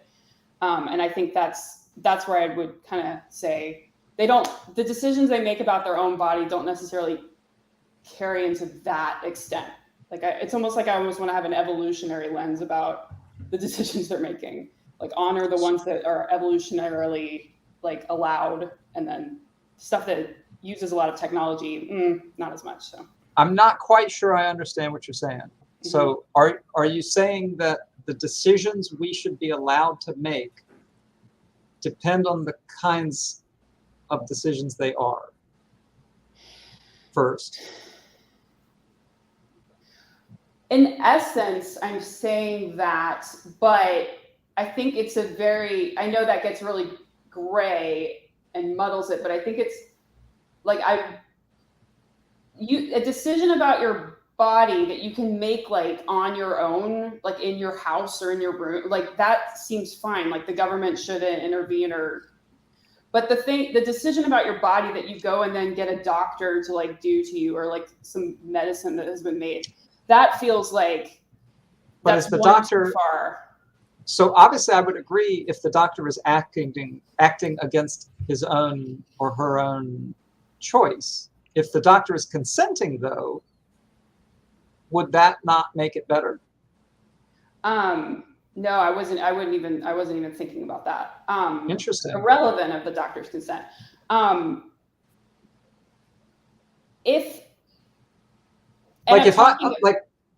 Sorry. I guess something that might change my mind is if it were proven that these surgeries and hormones were like actually helping them. So I guess it's sort of contingent on that.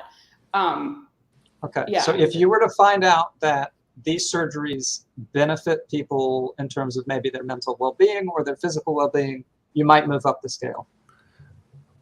Yeah, then I might. But change. that's Otherwise, like, it's just speculative surgery almost. And but even then, like for how long? Like you hear stories of people transitioning surgically and then regretting it later. So they might feel better for the first year or two, but then have hell on earth for the rest of their life. So Doug, if you were to find out that the majority, or let's say supermajority, 90% of people who transition do not go on to regret it, how would that change your view? Oh, the question here though is about under 18. I would say wait till you're 18. I would push it higher. I would put it up until the prefrontal cortex is fully developed, because what we have here is self-reporting, right? There's no test for being transgender. Sure. You cannot get a piece of paper that changes color that says, "Oh yeah, went from pink to blue. You're transgender male." That doesn't exist. It's all self-reporting, and people are horrible at being consistent with their self-reporting. So let me try to restate what you're saying. You're saying that if you heard a report or a study that showed that minors who transitioned did significantly better later in life, you would doubt the study because of its self-reported. No, Is that correct? I would say that still wouldn't mean that they should do it as a minor. Just wait and make sure. It's the same as the suicide argument. Go through a lot of tests, questionnaires, consultants. Don't make a decision like this hastily, quickly. And if you're a teenager, odds are you're crazy. It doesn't matter if you're trans or not. I mean, but is it possible? Can you imagine a situation where you found out that the percentages were so high that for example, 12-year-olds, to me, it's about 13-year-olds. To me, it's about downside. There's very little downside to waiting, except. Well, that's what I'm saying. suicide, Can you find out? Is there something you could find out that would challenge your belief that there is no downside to waiting? Yeah, I just said it. Suicide. Okay, so yeah. But again, there's solutions for that too, and that is, watchful eye. So let me say it the SE, right? So if you found out that children younger than 18, minors, were committing suicide at high rates when being denied the ability to transition. I'll help you here. Yeah, it would, assuming that there would be no regrets later, no suicide later, that everybody's happy, there's no regrets. In a perfect world, yes. But, we don't live in that perfect world. So I see Reed changing the claim and moving himself up. Yes. This makes a big difference to me. Yeah. I would definitely move up to the agree on this one, just because I'm thinking as a lawyer and you have, as an adult, a lot more control over what you get to do. But at this point, I'm moving way up. Yeah, I assume. Where would you be, Doug? Well, yeah, this is like Has the prefrontal cortex developed enough for you? I think science says the prefrontal cortex for most people is established at age 28. Okay, we can change it to that.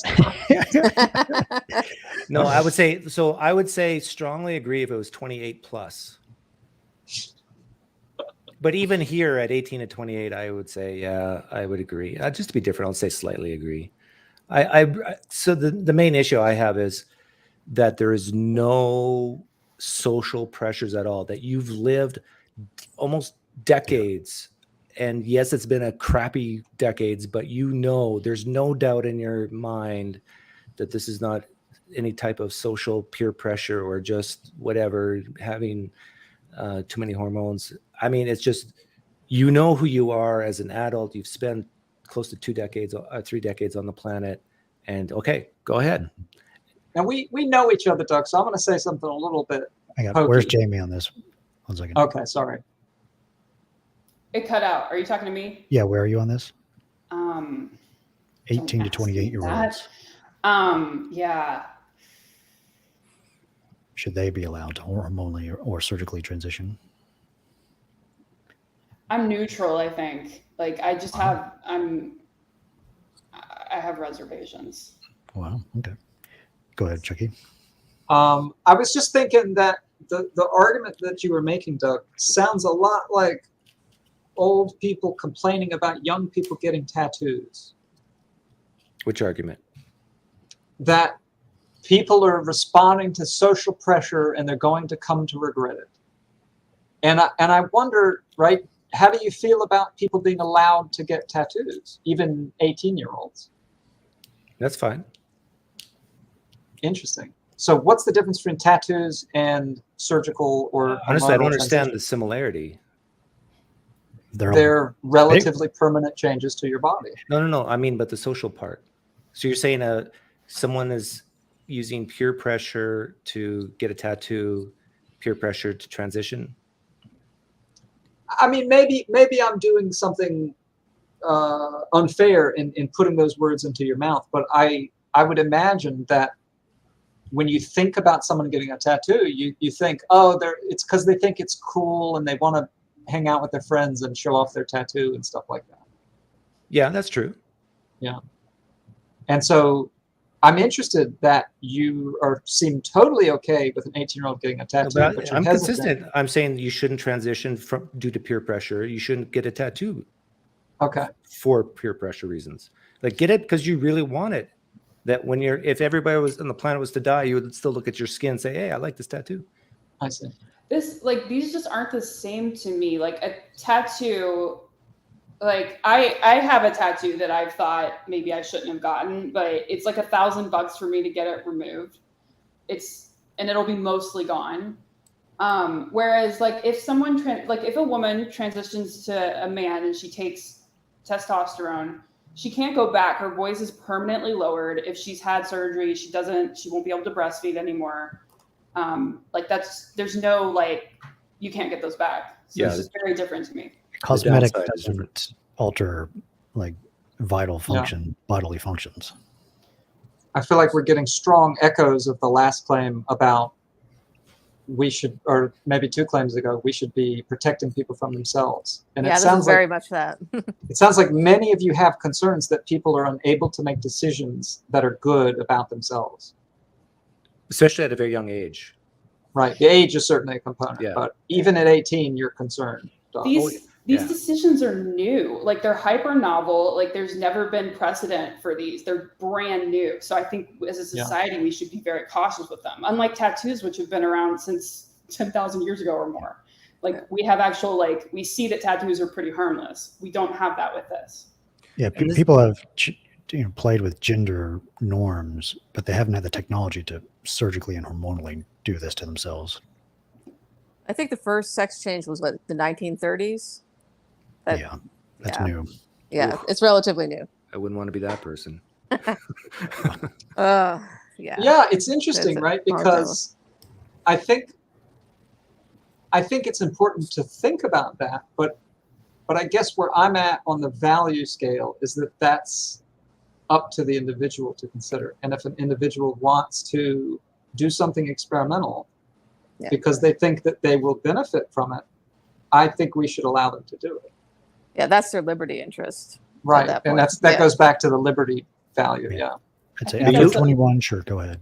I think that's a really immoral society that would allow that. Like the society Amoral or immoral? Immoral, a society that immoral. Spicy. I know that's a strong word, but that's how I feel. A society that would like make all this novel stuff and then just be like, you can decide. Like, aren't these people essentially children in this like metaphor?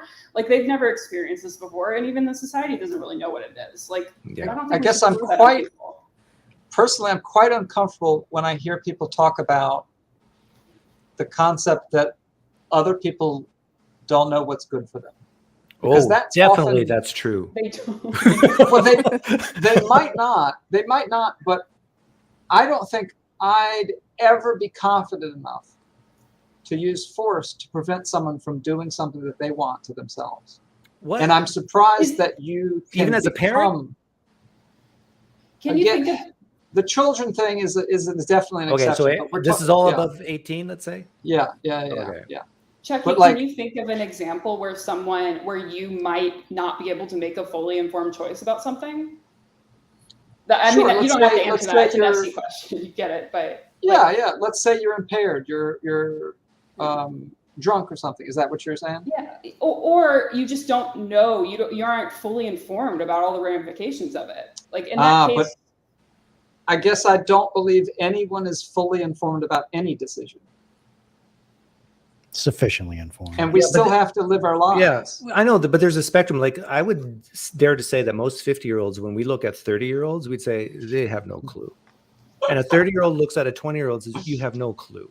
Sure, and a 20-year-old looks at a 15-year-old, you have no clue. But should we take from that no one should be allowed to do anything until they're 60? No, but there is, like, experience does speak volumes, and that's why this is a good claim. Like to wait, like even if everything in your body is screaming, I need this, you still could be wrong. And so if the downside is so huge where it's irreversible, then it's worth the wait. I love how all of these claims are really sort of weaving in and out of each other, because this gets into moral foundations. Yeah. I also want to make sure we like value the knowledge we do have, and like properly like say what it is. Like when you're born and you're taught things, this is knowledge that's been passed down for thousands of years. It's not like it's all new. Like, so there's a lot of stuff we do get that's really solid stuff. Like, and we can choose to ignore it or not, but we're still given stuff that's been very well tested through our culture. Not everything, but a lot. Yeah. I mean, but surely we can take your arguments and we can make arguments like, therefore, children shouldn't be allowed to use screen devices, right? Like, I think I've heard that kind of argument before. I'm open to that. And you know, I feel like we could use these kinds of arguments for many things. Yeah, maybe. And that sort of worries me, because most of the stuff in society is new, or a lot of stuff. Yeah. We are constantly reinventing ourselves as a species, so there's always going to be those firsts that don't go well. Right. So we figure out what's wrong. When the printing press came out and newspapers were big, people said, you know, this is going to be the downfall of society, and then radios and television and computers, you know. My response to that would be, at least with screens, we don't actually know of like actual harm yet. Like, we don't have data. We're kind of getting there a little bit, but it's not, as opposed to surgery and hormones, like we can actually sort of see how these are problematic if the person ever changes their mind. Yeah. And again, it's all self-reporting. Like, there's no test to say someone is guaranteed transgender. Like, if people can lie, people can be deceived. Yeah. I guess that's why I kept bringing up things like tattoos, because it skirts this issue of the test. Like, I see these things as choices people make as individuals, not anything other than that. You know, if they believe that they need this surgery, it's irrelevant that there's no test. It's irrelevant that, you know, there's no test whether someone needs a tattoo. Yeah, and if you're talking about adults, then I think I lean towards you. If someone wants to make a decision that's going to ruin their life, potentially, they should have the freedom to do that, or make their life better. But at least they should have the information to know that, hey, you could regret this, and and that's that. So I see that we're at the 2-hour mark. Reed, I could continue this, but I don't know if you want to.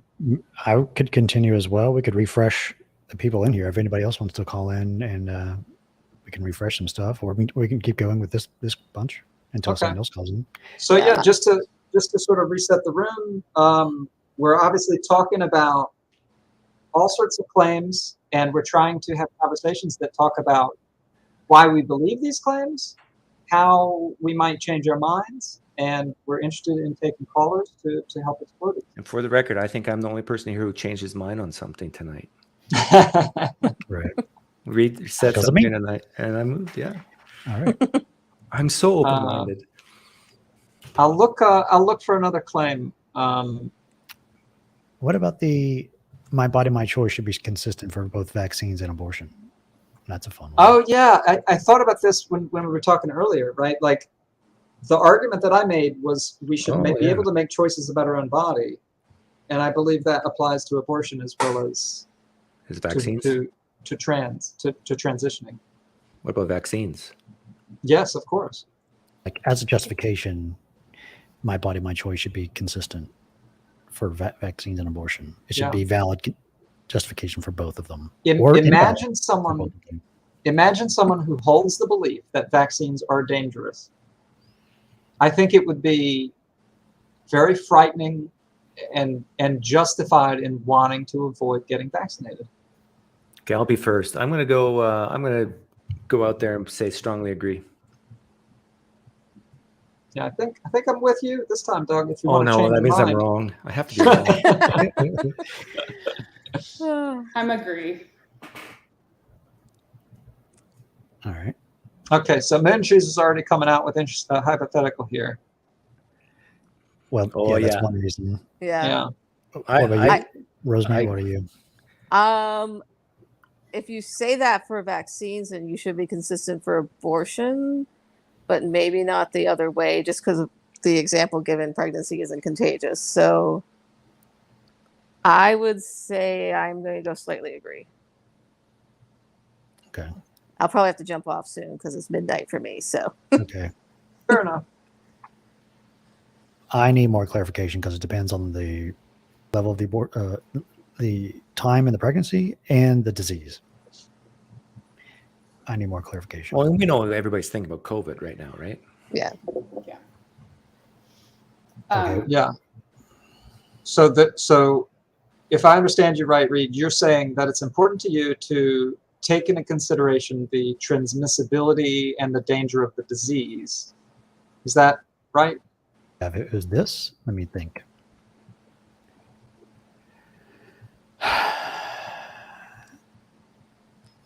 I would yes. say agree. Join Yeah, the dark side. I would definitely agree there. Okay. Well, it's no fun when we all agree. We just pat each other on the back. We probably should do this blindfolded, like write it down first so we don't influence each other. Yeah. Because I know Chucky just wants to be like me, and We're just not does conformists. Yeah. We're not conformists here. Yeah, we're not conformists. um, Okay, now let's talk about counterexamples, like why you shouldn't be consistent. yeah. Okay. So I'll do that because I've definitely stayed still on a lot of these. I think it is important to consider how rampant or how dangerous or how transmissible these viruses are. And there comes a point when it becomes a public health concern, right? I think at some point you're causing harm to others, and that should be a factor in the equation. Yeah, but why'd you say strongly agree? Aren't you arguing that you shouldn't say strongly agree just now? I thought that's what we're doing. I'm talking about how I might move down. Oh, no, the line. but what's the reason why you're still strongly agree given that? That's complicated. Because I'm trying to take the claim as its general claim instead of thinking about specifics. So it's like Reed was saying, it matters whether or not what the disease is. Yeah. Yeah, And the stage of the pregnancy. And Yeah, the stage of it. Well, I would- up until age 18, I think abortion's fine. Yeah, I would shift to the left right away if, let's say, COVID killed 70% of people instead of 0.1%. So in other words, I'm okay Say with the numbers again. If I'm just throwing numbers out there, but let's say COVID killed 70% of people. Like a new disease comes out next year. Yeah, a new disease comes out. It kills 70% of people. I would go from strongly disagree to probably strongly disagree. I would say, I don't care what you think. You're going to be vaccinated whether we have to strap you down or not. I mean, but the disease like COVID-19, no, not even close. Yeah. I think that the issue is exactly in the way that the claim is worded, right? Because this argument, I think, is a good argument, or it matches my values. But when you talk about a public health concern, it's not just your body, it's other people's bodies. And that's what you're saying, right? If people are dying en masse, it's not just your body, it's other people's bodies as well. But you could also make the argument, well, you don't have to leave your house. Just stay in your home and you'll be fine. You can't get sick if you're never around other people. Yeah. All right, I'm going to head out. Have a good night. All right. Good Thanks for night, joining, Rosemary. Rosemary. Yep. Thank you for Nice talking to you. you too. So obviously, if this was the claim, what would you be?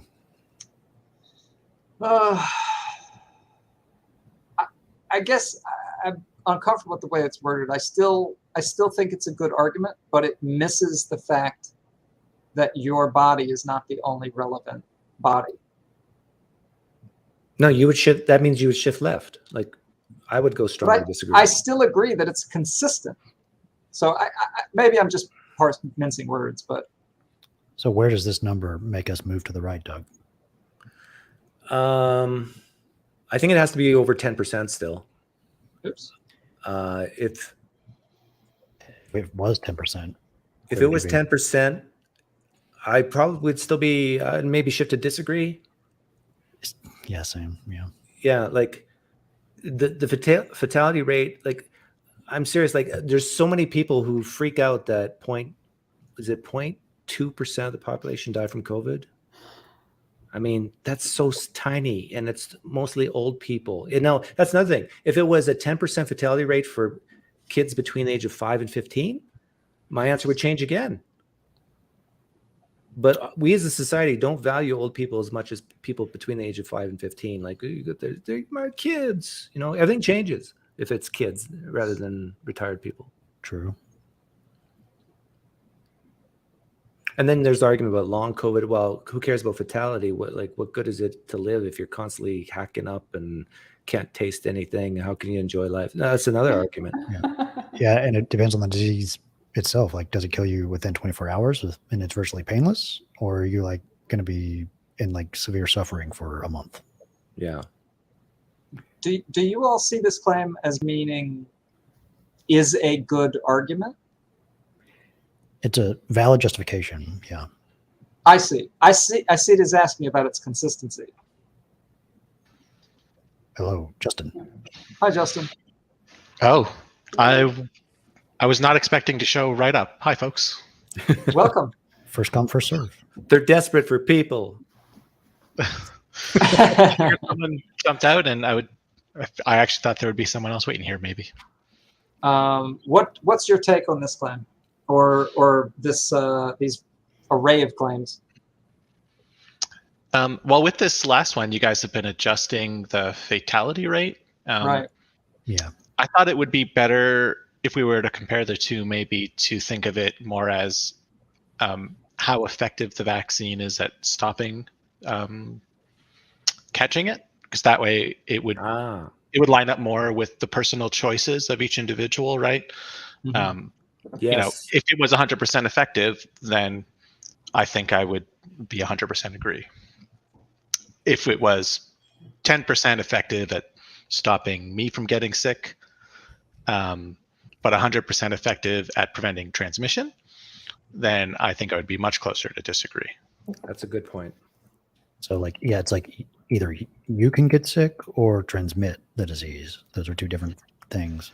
So if it's 100% effective at doing both, preventing you from getting sick and transmitting the disease, how does that factor in? Let me think. Well, if other people want to kill themselves, that's fine. Like getting back to Chucky, Yeah. If you take the vaccine and you choose to, and if it's 100% guaranteed, you'll never get sick, and other people do, well, that's their choice. Yeah. Now I'm on strongly agreeing. So I'm gonna to simplify this maybe for myself and to help explore what this claim means. I got rid of the abortion component. So is this how you all are seeing this claim? It's originally about consistency as a reason for both situations. It's good for both situations, but it depends for me.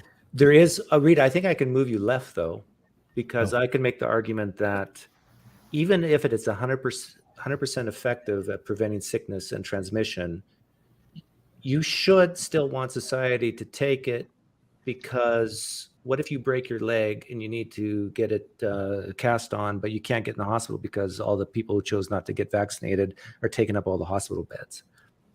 Yeah, that depends. What percentage of the population is going to be that stubborn? Mm-hmm. Yeah, if it's high enough that you can't, for simple things like, or your wife is pregnant and you can't even get a bed to give birth because of all the sick people. So that's another thing to clarify. Yeah, if all emergency rooms were at capacity, then there. But yeah, you can move me where Reed is, or whoever's in charge of this. Reed, are you controlling it? Yeah, me and Chucky, or whoever wants to. The link is in the description. I don't want that kind of power. Okay. How does that work if we put in, let's say, triage, where if you willfully don't inoculate yourself, you get put down the priority list in the hospital? Yes. Yeah. What's your name, Justin? Yeah, that's right. Justin, I like you. I like you too. That's the way. Mine's based on much more evidence, actually. Yeah, like, can you imagine if the United States government said with the COVID-19, yeah, you feel free not to get vaccinated, but if you get sick, you're the lowest priority. So I definitely am on board with that. Then strongly agree. Yeah. If that was the case. I would agree for sick with COVID, and hospitals are full. Yeah, that's the assumption. The hospitals are full. Writing a bunch of Some assumptions. regions have declined to treat people with COVID or without COVID, just for not being vaccinated. For me, this claim has always not quite hit the mark, because I'm thinking about, right, ultimately, is this talking about forcible vaccination? Is that the idea? Yes. Yes. Okay. And Okay. we're assuming forcible termination as well. I mean, like the free choice to, Right. what if we did it the opposite way, that just like COVID affects the whole society, maybe by having a child affect the whole society if it's an unwanted pregnancy. And so maybe we should force abortions, just like you force vaccinations.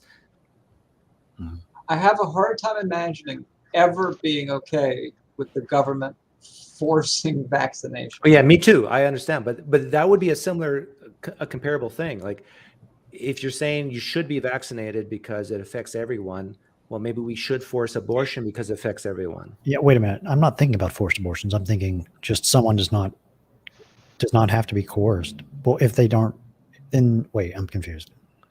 Yeah, it's right now it's just free choice. You get to choose either way. But I'm saying, let's say it was forced vaccinations compared to forced abortions. Would you be? And if your argument is, well, if everybody's sick, that affects everybody, so you have to be vaccinated. And then you can say, well, every unwanted pregnancy has to be aborted then, because that does affect society. So this is yeah, sorry. I think the my Jamie. body, my choice, this is a fine question, but I think the my body, my choice speaks to like wanting to maintain the status quo in a way. Like you don't want to take a vaccine, you want to stay as you are. You don't want to go through with the pregnancy, you want to stay as you are. I think that's like, but this is a fine question. It's just different framing. Yeah.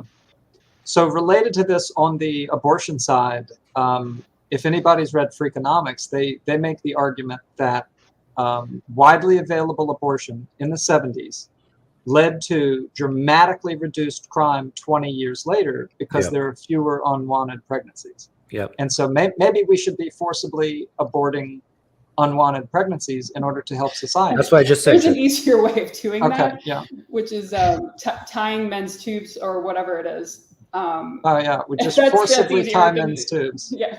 There you I'm go. strongly disagree too. Oh, you're upping the fatality rate? Let's get everybody's answer first. I could push this to more. I mean, if this were 100, I don't think I would agree. I know it's like, That's- what is Yeah, my I limit? disagree at 100. Yeah. I know. Where am I for this? I God, think the real obligation in a societal sense is in preventing, if you can only prevent transmission, but not catching it yourself. I think that's the only thing that butts up against liberty. Am I neutral for this? I think I'm slightly agree with us. Yeah. Oh wow. Okay, so 100 makes people start moving. Yeah. I I'm think- neutral for this. I think, to be fair, like I am maybe here. Oh, come on, Chucky. Oh my. Wow. Yeah. So for me, it all hinges on government, right? Like if Doug, you make the argument that you're morally justified in sending out a search party to privately forcibly vaccinate people, I might say, well, that's a moral thing, but I would never say that the government doing this is moral.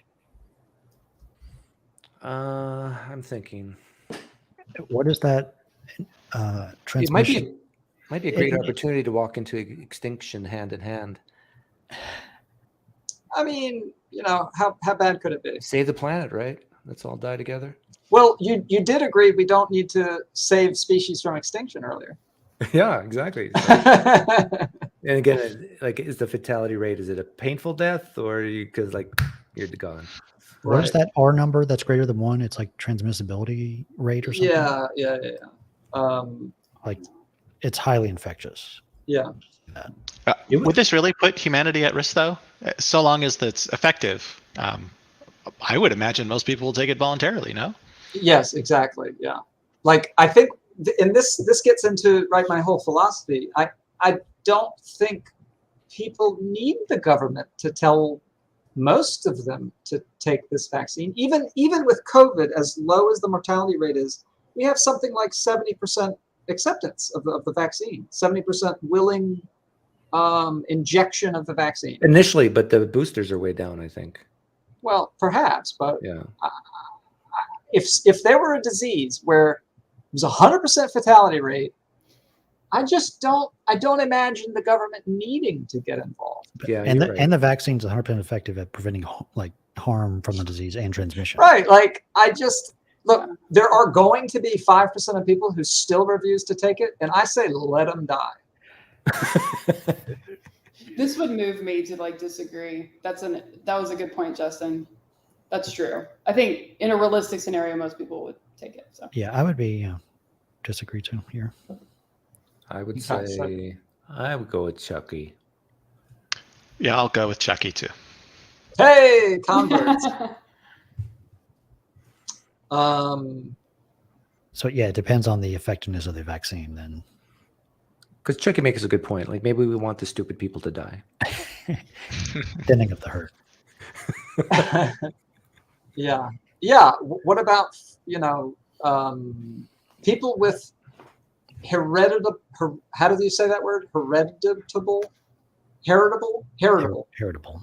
People with heritable diseases should be forcibly sterilized. What about that claim?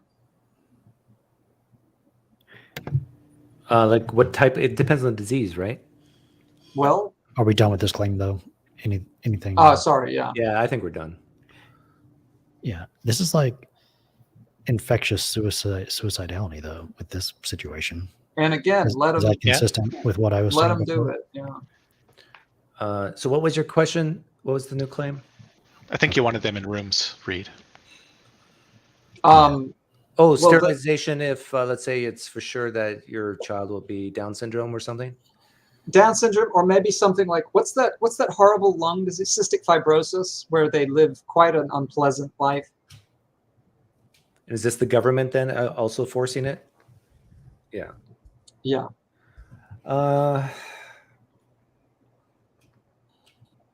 Who's Forcibly paying? sterilize people who's- with who's paying for the medical heritable treatment? diseases.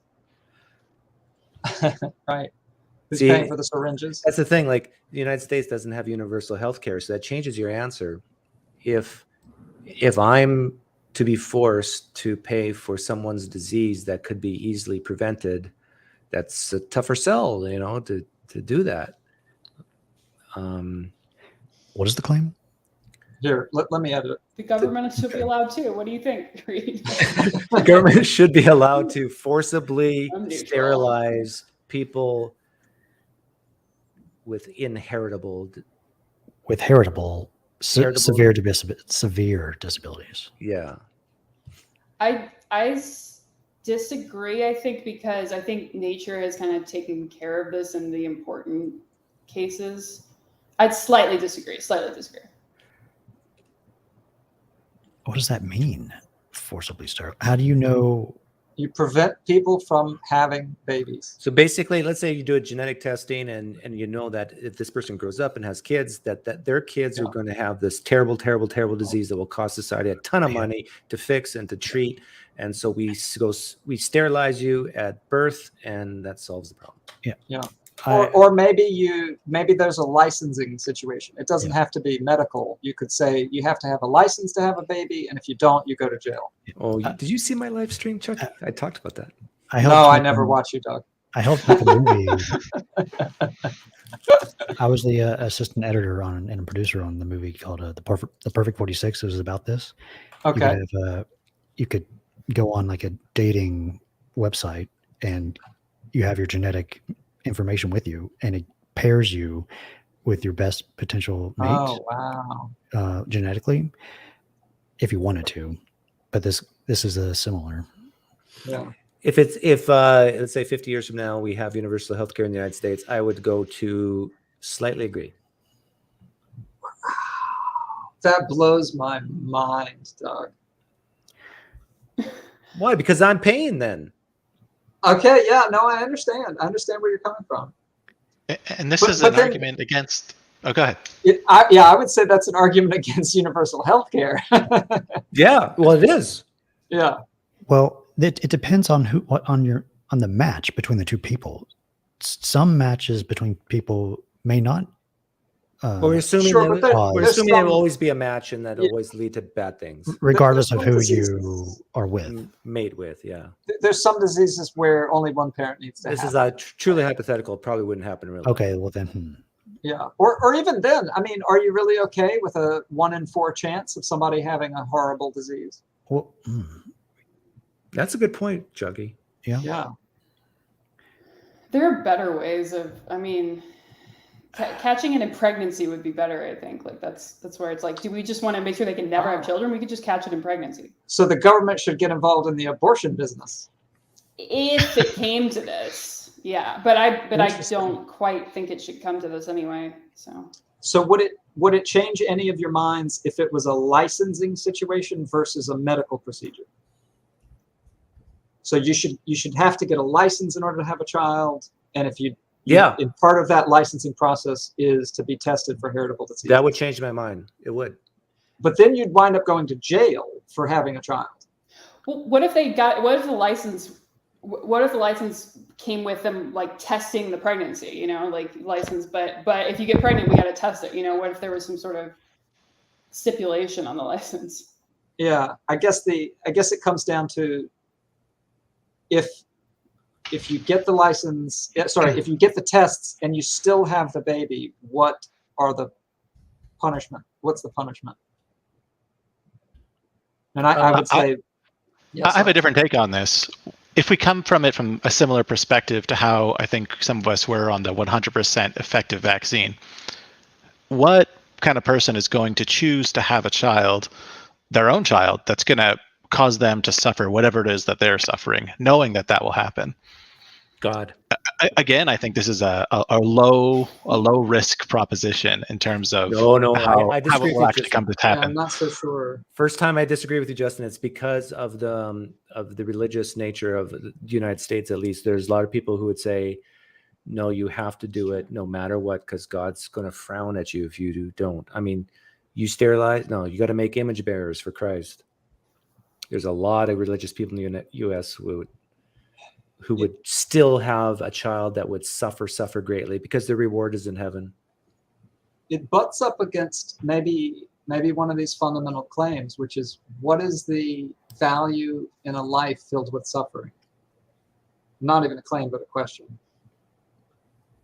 What is the value of life filled with suffering? Yeah. Like, Well, is there a positive value? Let me take the opposite side. I think that people get a tremendous amount of meaning and purpose by helping people who are suffering. So if nobody suffered, there would be a lowering of meaning and purpose in life because you don't have the opportunity to help those who are suffering. Man, that sounds like somebody who's still suffering from religious beliefs. No, I truly believe that. I think don't you ever feel good helping an old lady across the street? It's the same. It's based on the same principle. If there was no old ladies who needed help across the street, I love it.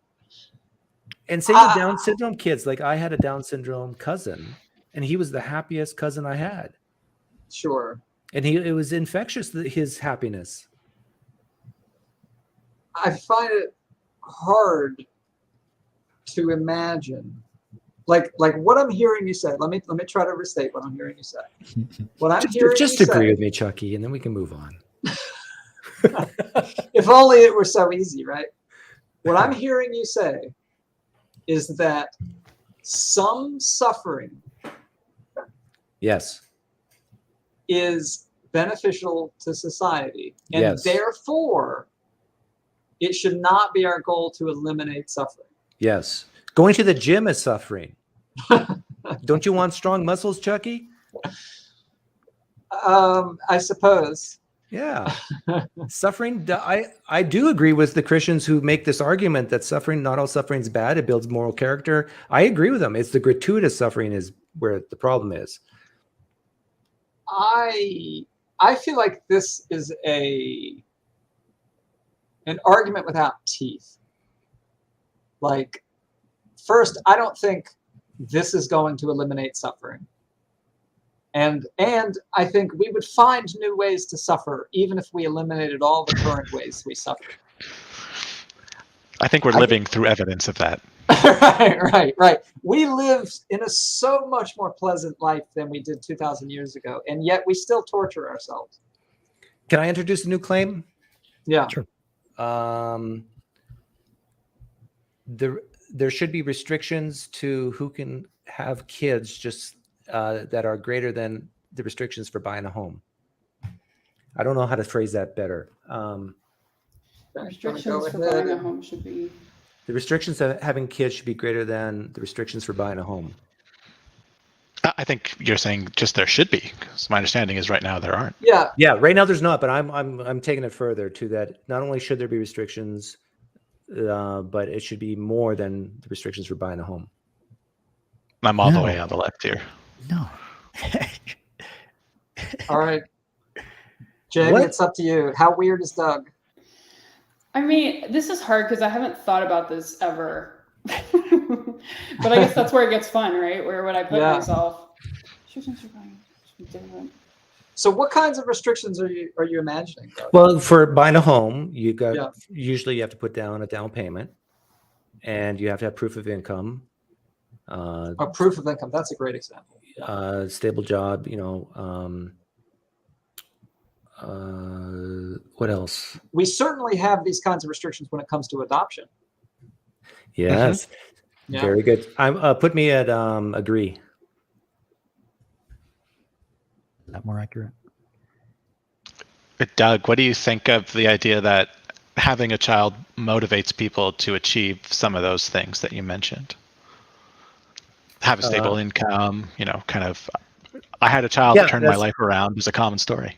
Yeah, that's true, but I still think it's better to go the other way around. Have it first and then have a child. Do you think these restrictions should be coming from the government? Because that's always where I have a problem with. Yeah, no, I'd say no. So, they should be societal mores or whatever. Yeah, this pushes More and pulls. Yeah. Well, that might move me up a bit. Yeah. So yeah, because you're a full libertarian, so you gotta. Yeah. When the government's out of the picture, he switches. Yeah, if we clarify to just social norms, how would I clarify that? Or how about it's moral to have a child if you can't take care of it? Immoral, you said. Well, you say. How about this? But yeah, this certainly changes. This certainly changes where I am. That's what I was thinking. Okay.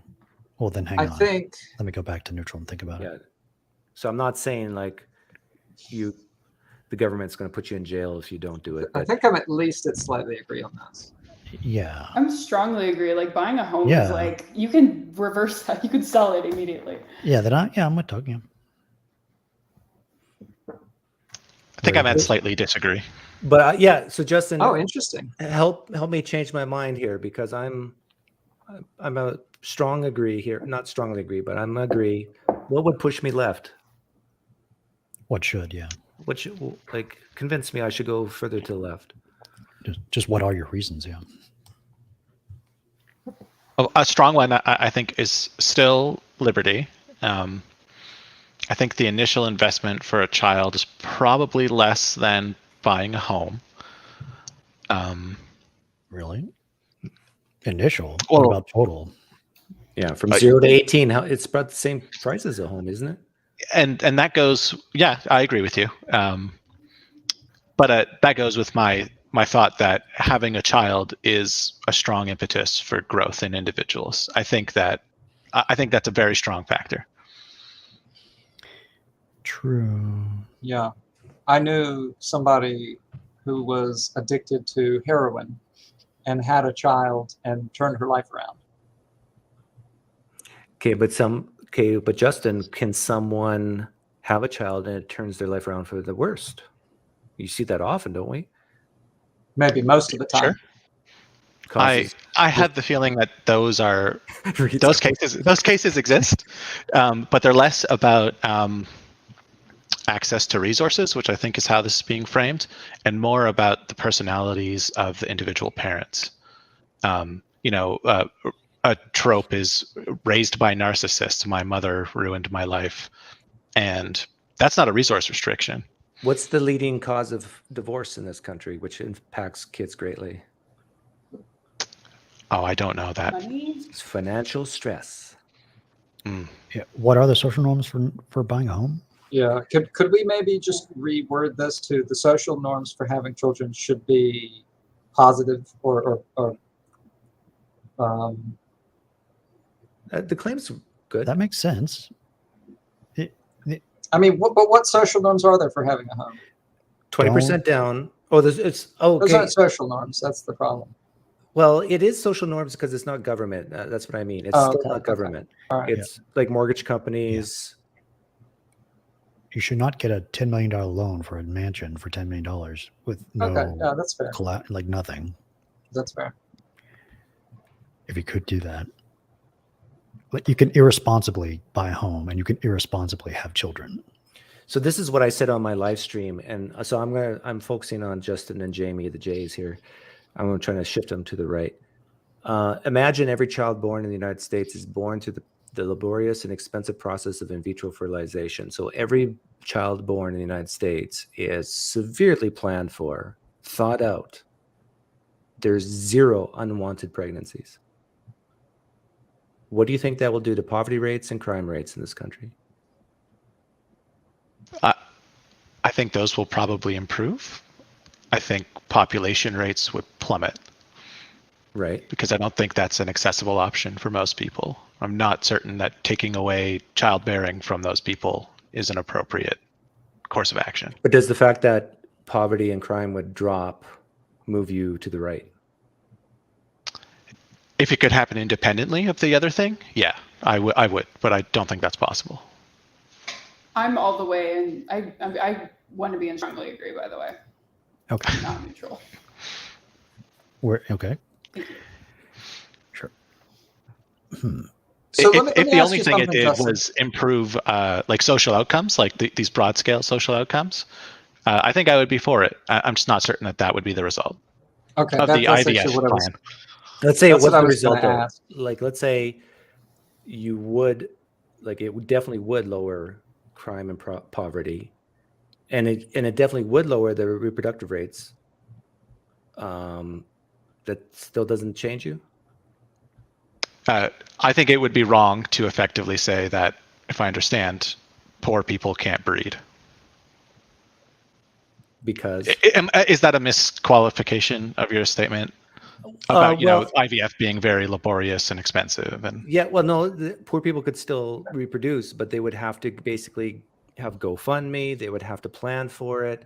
They would No. have Hold on. Wait. The claim is about social norms, not about government force. So Right. they wouldn't have to do Yeah, those there's things. no They just government have to force, live with the stipulation. They'd have to live with the stigma. Yeah. If I understand it right. They would have like to someone wear would point purple at them. hats. Yeah, someone would point at them and say, Right, on the street, you're and not they- a tube yeah. baby. Yeah. You're one of those. The two Old babies are school. the cool kids. Right. I think I'm probably around the same spot still. I think changing the way that humans breed is an incredible risk. So unless we have very high confidence that the outcomes here are going to be what we expect them to be, and I don't think we do in actual reality, I think it's a very big risk. So let me ask a related question, Justin, because I think I follow you. I assume, like, how do you feel about social stigmas around expecting mothers drinking alcohol? I'm for those, yes. And so that's because you believe confidently that leads to a negative outcome. Yes, and it's a behavior that you can act upon, right? You can choose just to not do that in most cases. And I think it's irresponsible to get pregnant while you're an alcoholic. I'm hearing something in your response I didn't expect. So then going back to this claim, you would say that part of your reason for being slightly disagree is because people don't have much control over their economic status. Yeah, I think that's a big part of it. Yeah. Ah, interesting. I think if we impose this kind of norm, this is a very big very big restriction on the poor. Do you So think to the poor? broaden- yeah. Hang on. Do you think the poor should be allowed to buy a home? No. Do you think the poor should be allowed to have kids? Yeah. Okay. Why the difference? I think we have more of a fundamental right to childbearing and child raising than to home ownership. Why do you think it's more of a fundamental right? Oh man, a long time ago, we didn't live in homes, and we had children, and we were okay. Interesting. And that's a bit of an on-the-spot thing. I don't think that fully fleshes out how I feel about it. Tradition. But I think that's a place you could start from at least. Yeah. Like I think people what's it say in the Constitution of the United States? The right to Bear children. no something in liberty. Pursuit of Life, liberty, and the pursuit We of have happiness. we have certain unalienable rights. Among these are life, liberty, and the pursuit of Yeah, happiness. life, liberty, and the pursuit of happiness. But does That's that Declaration of Independence. does that life mean your life or your kids' lives? I mean, Your like, own life. yeah, I think it's your own life. So even our Declaration of Independence doesn't guarantee people the right to have kids, right? Sure, it does. That's liberty, right? That's consenting adults. Oh man. Okay, so now I've got a claim because I've been thinking about this personally and I cannot figure it out. So Right. have any of you heard this claim that it is immoral to have children because they cannot consent? Is that prenatalism? Yeah. Antinatalism. yeah. Antinatalism, yeah. So yeah, I'll just ask that. What is it? That having children, bringing a life, having children is immoral because that child has no way to consent to that action. Oh, yeah. That's a good one. Yeah, I am neutral on this. What? Yeah. I'm full left on this. Yeah. Thing is, I know what Chucky's going to say, so I can't wait to hear it. Though. because it's a great point. Like Yeah. Well, to me, why did I get rationally, moved? I have two Oh, answers: sorry. rationally and emotionally. Emotionally, I want to say strongly disagree, but rationally, I think I would lean towards agree because you're right. You don't. Well, no. Why are you going with the rational part of me? Maybe I Oh. want to go with the emotional part. Oh, okay. All right. Like it just feels icky to say that having children is unethical. However, if someone is, we don't have a say in whether or not we're born, and it's a very good point. And a lot of people on planet Earth, I'd say most people on planet Earth, in the course of history, have had sucky lives out of no choice of their own. Does this apply or no? I think for me it's about individual choice, but I'm not sure how that affects your belief. But I'm gonna go with the emotional part of me and go strongly disagree. Oh, interesting. The emotions. I would say slightly agree. I do think it is unethical, but I wouldn't want to stop anyone from doing it. Like, including, like, I don't know if I want to have children, but including myself, it's just like one of those things. It's like tough. Like, there's a lot about life that's kind of unethical. So, Jamie, do you think it's unethical because of the consent issue or because of like the environment or resources or something like that? The consent issue. Okay. So I heard Reed say some sort of exclamatory thing. Reed, do you mind challenging my neutral stance? Can you ask me questions to help me move? I mean, just what is the logical consequence of even being neutral on this? Certainly the logical consequence is that humanity may die out. But Yeah. I'm not really attached to humanity. He's more dead inside than me. Wow. I mean,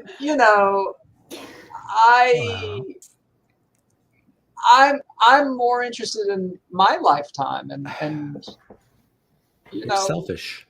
Well, yeah. Selfish gene. Yeah, the tragedy of the extinction of the human species is greater than the suffering of certain individuals if they I hear come that you're into- making come a into claim. being. I hear you making a claim. I hate to disagree with you, Reed, but I when I was a Christian, I would have agreed with everything you just said. But if, let's say there's a God and he snapped his fingers and Thanos us all out immediately with no warning, no pain, to me, I think that might be better than us existing. No, I don't think existence in itself is a virtue. no, it's potential. It's the loss of potential well-being in the future for But- sentient creatures. But the ceasing of existence, there's all potential's gone. I agree, but it's the potential for no suffering now, right? And I when you're gone, you're not going to miss it. You're not going to miss that potential. The net positive or negative of consciousness in the future for all of the descendants for life on Earth right now will be positive over the lifetime of all of our descendants. What will be positive? The state of the consciousness of all of our descendants, How do you know animal that? and human. Reed, let me. I don't know. See if I can. I don't know why I know that, but Let me see if I can reason. I don't. You can't possibly know that. Can you? Reed, I hear you making the claim that morality should be based on what maximizes the potential of positive outcomes. Is that correct? and current, yeah, but And potential current. should Potential be and calculated in current. there, yeah. And so does that mean that in your ethical perspective, it's okay to harvest organs from one human to save 5? No, that will decrease net consciousness for the future descendants. If we lived in a world where we knew that was the possibility, that would. But we would be Yes. saving 5 lives by killing one. But We would everyone else would increase- suffer knowing that could be a possibility for them in living through life. We only do it to people who can't conceive. Of the, so I don't know. I mean, aren't you a little bit concerned that that rule of ethos might lead us to these decisions where we harm individuals to help society? Not when we have rules like, unalienable rights. That I think these will give us a net benefit over time. They will increase our fitness and our ability to have well-being over time. Well, Okay, all right. But even Sorry. with that utopia in mind, which probably is not achievable, What You- utopia? well, what you're saying that I think I'm getting the sense from you that things will get better in the future. Not utopia level, but Well, okay, but positive. just okay, but let's say 10% of people, even over the next 1,000 years, 10% of humans are going to suffer rape, torture, severe disease, suffering, malnutrition, hunger. 10%. Would you sacrifice your life so 10% don't experience that and just Thanos everybody out? You're not going to miss that potential because you're gone. No consciousness. You're saying you would not sacrifice your life to lower the suffering of the 10%. I mean, get rid of How the does that suffering. apply to this claim? I think he's asking, would it- you make the personal decision to save these people from suffering? it's about existence. What you said earlier about the consciousness itself has value, and I'm saying that existence in itself is not virtuous. It's what that existence entails which makes it virtuous or not, and not virtuous. So, in other words, even if 90% of everybody had a wonderful life, every day is smelling the flowers and achieving their goals, but 10% are suffering terribly, would you Thanos everybody out? Or would No. you? Yeah, I think I would, Leon. I would. I think I would Thanos everybody out. Huh. Because Ten- you The 10% of sufferers? Yeah, and I'm not sure what point I would change my mind, but it's like, because seriously, I love Wait, my you would life. I love Doug, my you would kids. Thanos the 10% or No, 100%? everybody. That's happening right now on planet Earth. You I would feel just- like No, but certainly more instantly than with no 10% of suffering, people. like, so nobody would miss. It's not like, oh man, I wish I was still alive. It's like, no, it's just Nothingness. But we could fix that 10% of situation. people are suffering now. Yeah. So you would Thanos out society now? Yeah. Yeah. We Like can fix. 15 We can fix. This is a fixable situation right now and in the future. That situation. What's you think you can get rid of all rapes? We can make it better. Yeah, much. Yeah, better. I'm saying, but would you? It's one of those things. Like, would you rather have one rape or no rape? You would want no rape, but at what cost, right? True. There are. And the cost is just non-existence, which I don't think is that bad. So Doug, here's what I can grant you, and we'll see where we can work from there. If it were 100% of people who were suffering, who had horrible lives, I Then it's think no-brainer. maybe I could snap my fingers about that. But even 90%, I don't think I would snap my fingers for. Well, why is existence in itself a great thing? Because it has the capacity for well-being. Right, but existence also has the capacity for suffering. Yeah, So so, it's it a depends push. on the future. It's a push. And when you have non-existence, that everything But cancels out. non-existence deprives us of the potential well-being. But non-existence deprives us of the suffering. Depends on what the future is going to be. Right, which we don't know. So And what do we do?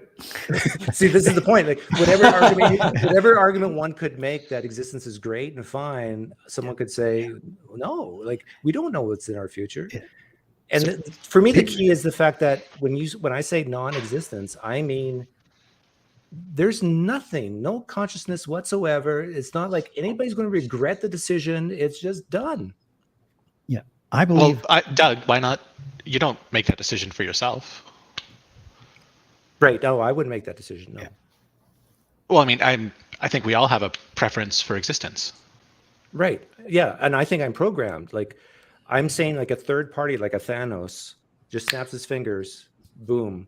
And then in this hypothetical thought experiment, okay, I'm imagining myself as some type of ghost, either nodding in approval or shaking my head, terrible, terrible Thanos. And I think I would have to say, that's not so bad.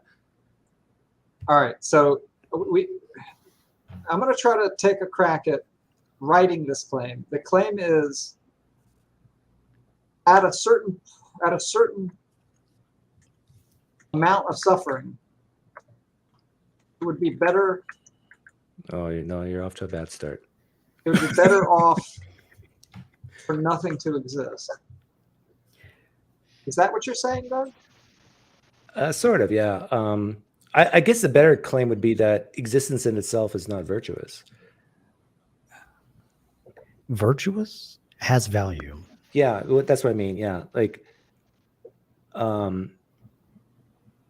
that thought experiment I often do with theists. Like Which I disagree with you about. Yeah, if there's a God and he's all powerful and all knowing, he sees the future and he had the choice to create sentient beings or not, like he shouldn't. He should just, if he's content, self-sufficient, doesn't need anything, why create anything? Is this fair? No. I don't even know how to approach this because I feel like my life has value, but I don't want to judge that for other people.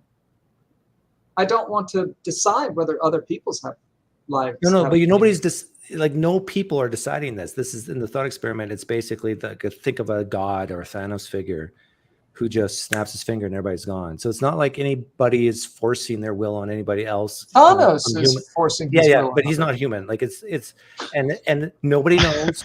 There's zero suffering in the decision. How is that relevant? There's zero suffering in the decision of carrying it out.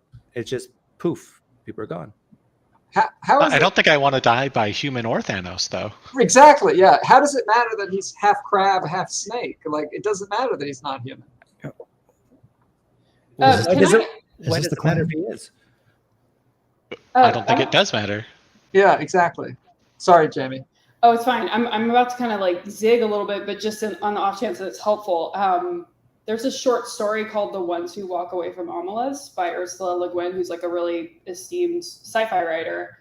And it's about this like society that is like really happy, but everyone's happiness is based on this one child in like a basement that's just suffering intensely. And the idea is that if you learn of this child's existence, do you leave? You like the city is ominous. You walk away from the society. Yeah. Is it? I don't know if that would help explain it, but I think that was an interesting way to frame that problem. So my guess is that Reed would be okay with that With because what? it maximizes the total amount of happiness. Is that right? Potentially, I'm not sure. I wasn't.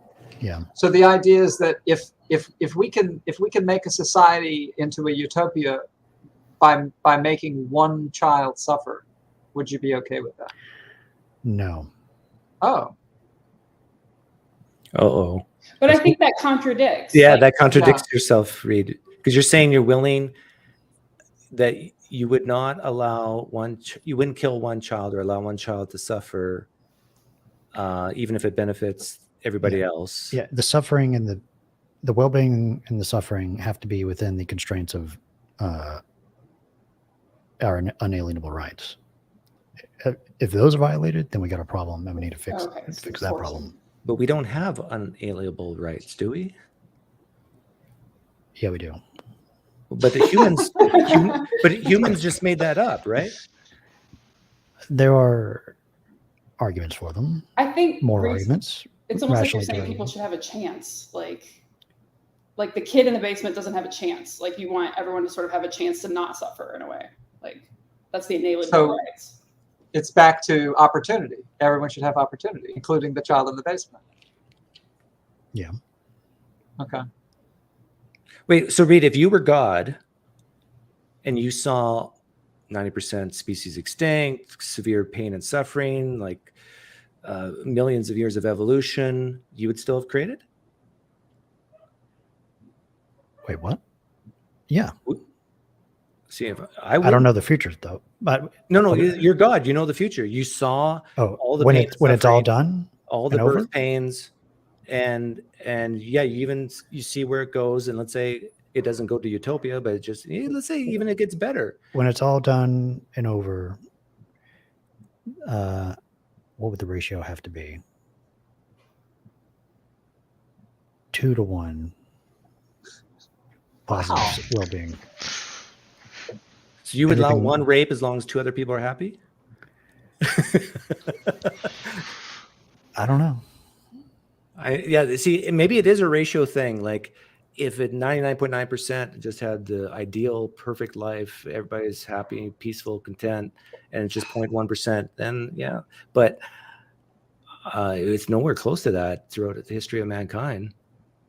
It kind of sounds like Reed takes solace in the idea of the future.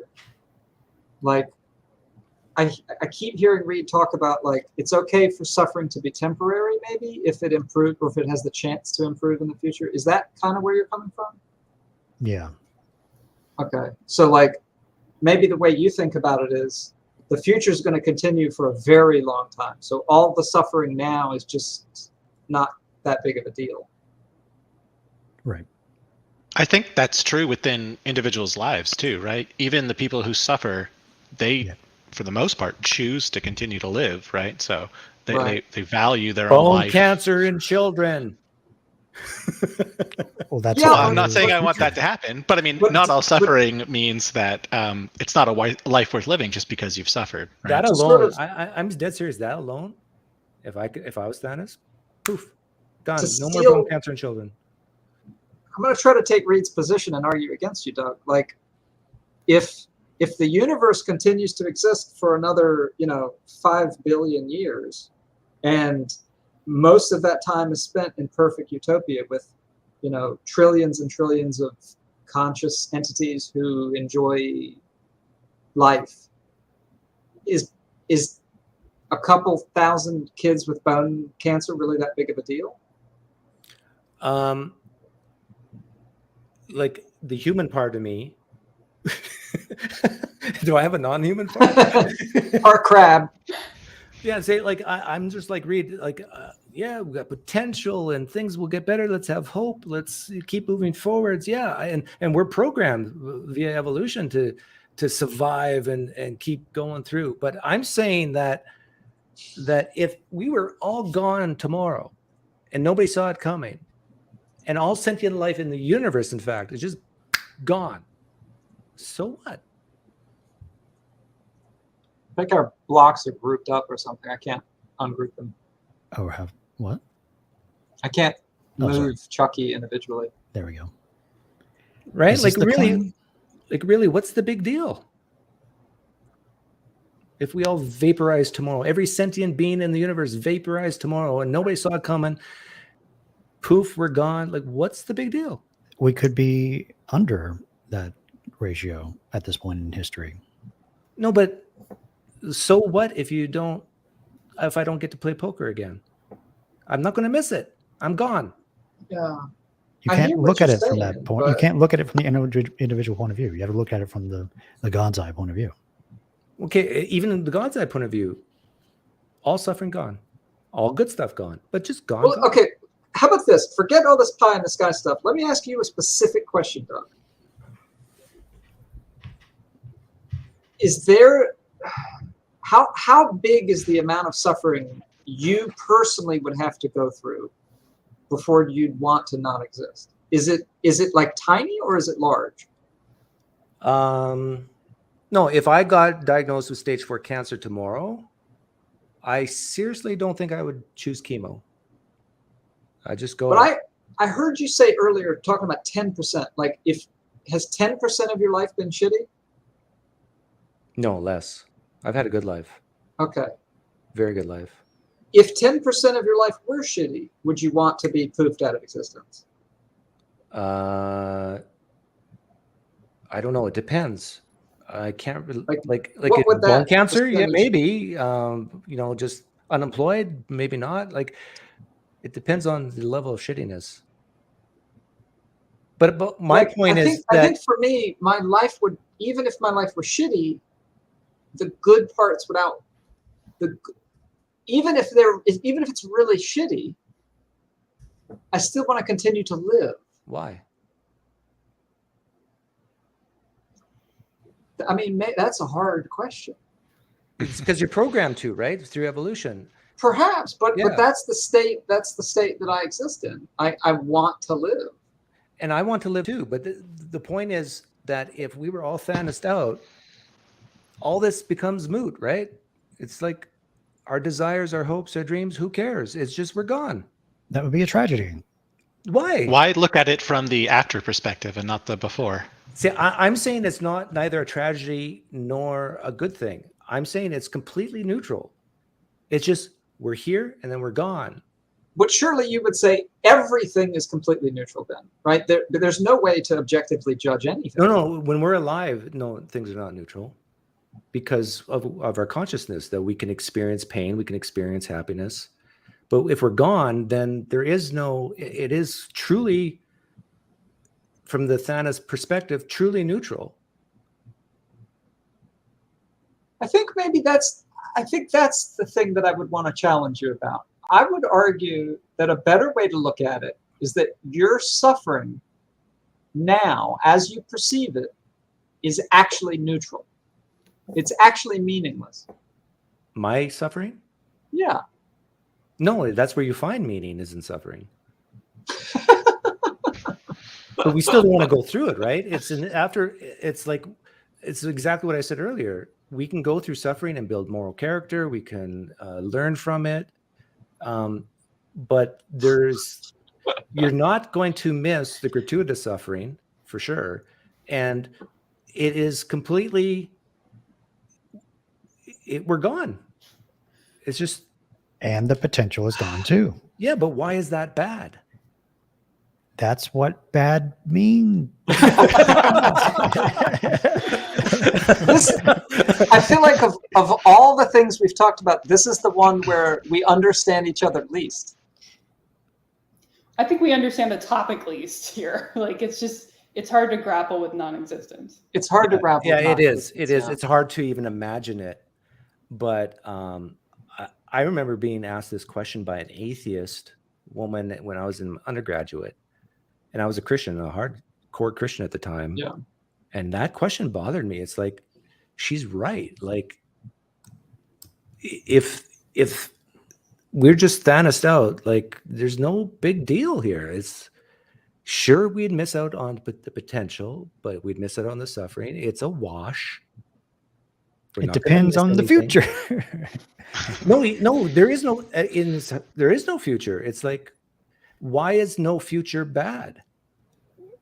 You don't know what the calculation is. I'm a little worried you two aren't It's sort of like helping Some of, bridge the the memory gap. is gone though. Like at some point, you won't remember the happy memories you're going to have in the future anyway. We're measuring all of past experience if we Thanos people out. That's our data set. But we don't have the full data set of all life's well-being. If we didn't poof, I need to know the difference. right. But the fundamental difference is that exactly what I started with, that existence in itself is virtuous. It has value. And this is, I think, where the core disagreement is. If existence gonna couldn't draw. feel any, if existence All right, had no Jamie, thanks for consciousness- joining. Thanks. Yeah, See ya, Jamie. See you guys. This is fun. It's been great. Yeah, this is fun. Existence only means something if it has the capacity to experience stuff positively or negatively. Yeah, I agree. And I'm saying, so yeah, in a way, what you just said is agreeing with me, because once there's no existence, there's no value, neither good or bad. It's just done. There's no longer any value to anything, but we could have missed out on. And future no value is different than bad value, right? No. See, What? this is the fundamental disagreement. Zero value is different than negative value. But doesn't this mean that you're indifferent to existing No, yourself? I'm totally subject to my programming. Like I'm But just, why not embrace your programming? it's am. Just like, I had it's just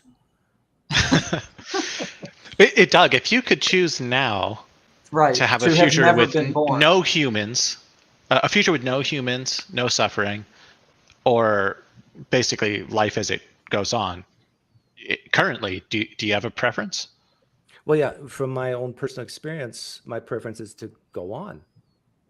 And does that not count towards the value of life? That Of you course, have that, yeah. and I have that, and everybody has that? Yeah. So, Doug, say this is the beginning of time in the universe. Okay? This is the end of all. I understand Like- what you're saying, Reed. like we don't know life- the future. Where are we? 13.2 billion into it? I don't know how long. How long is the universe supposed to exist compared to now? Like infinitely more? Yeah. Oh, and- There's eventually there's going to be a heat death where everything's Yeah. How much time indistinguishable. until the heat death of the universe? How Uh-huh. much time until life has the ability to exist or to cease to exist? It looks like between 1 and 100 trillion years. Yeah. So we're here in Mhm. the existence of the universe. If Oh we no, move- I'm way under. It looks like 10 to the 20 years from now. Yeah, Oh, we're, wow. we're like not even on this blip. If we poofed everyone here right now, but like life starts, where am I? Life starts really bad for a long time, but then it gets into the positive for like the rest of the time that it has a capacity to be there, but then drops off because that's the end of the capacity for life to happen. Look at all this. But I think Yeah. Doug's basically saying Yeah. it doesn't matter in the That end. doesn't Yeah. matter. I think Doug is saying that once there's no people, there's literally nobody to care. Yeah, it's But like I if a just- tree falls in the forest and nobody's around to hear it, it doesn't make it sound. Is that type of question? But the all I hear you saying is that nothing matters. No. I think saying Why when is there are that, no why is that people. not equivalent? When But there's eventually there existence- will be no people. So when there's therefore, our existence, it matters. But I'm saying if there were no existence, then it doesn't matter. So if we were Thanosed out, it wouldn't matter. We would miss out I- on all this well-being. So I what? think I That's Doug, what- if I still don't understand why our caring about things existing into the future now doesn't count. I understand what you're saying about once we cease to exist, it doesn't matter. Like that's, I think, just tautologically true. Well, it gets to the then it gets to that ratio thing. Like, Exactly. what type of life are you willing to sacrifice so you can have joy? Like, are you okay with 10 rapes as long as 100 people are happy? What ratio do you say, you know what, Thanos us out? But I'm saying, given that there's any gratuitous suffering, and given that there is great joy, hope, meaning, and purpose, if it's gone tomorrow and nobody sees it coming, there's no pain, no suffering, it's instantaneous, done. I mean, Why does that not apply on an individual level now then?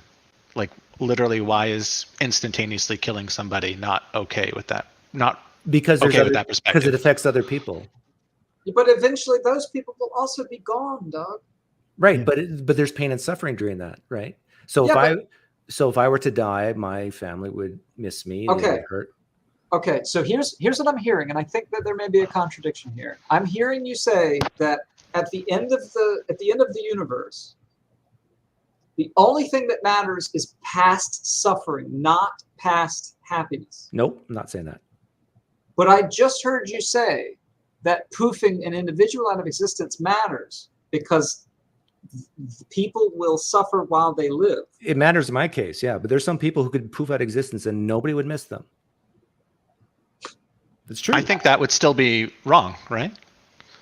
But I understand. all of from these people will eventually die. Okay, this is interesting, Justin. Why would that be wrong? Let's say Thanos poofed one person who lived in an island. Nobody knows their existence. Why is it wrong? Oh, because that person wants to live. Okay, let's say the person didn't want to live. Then I would be okay with it.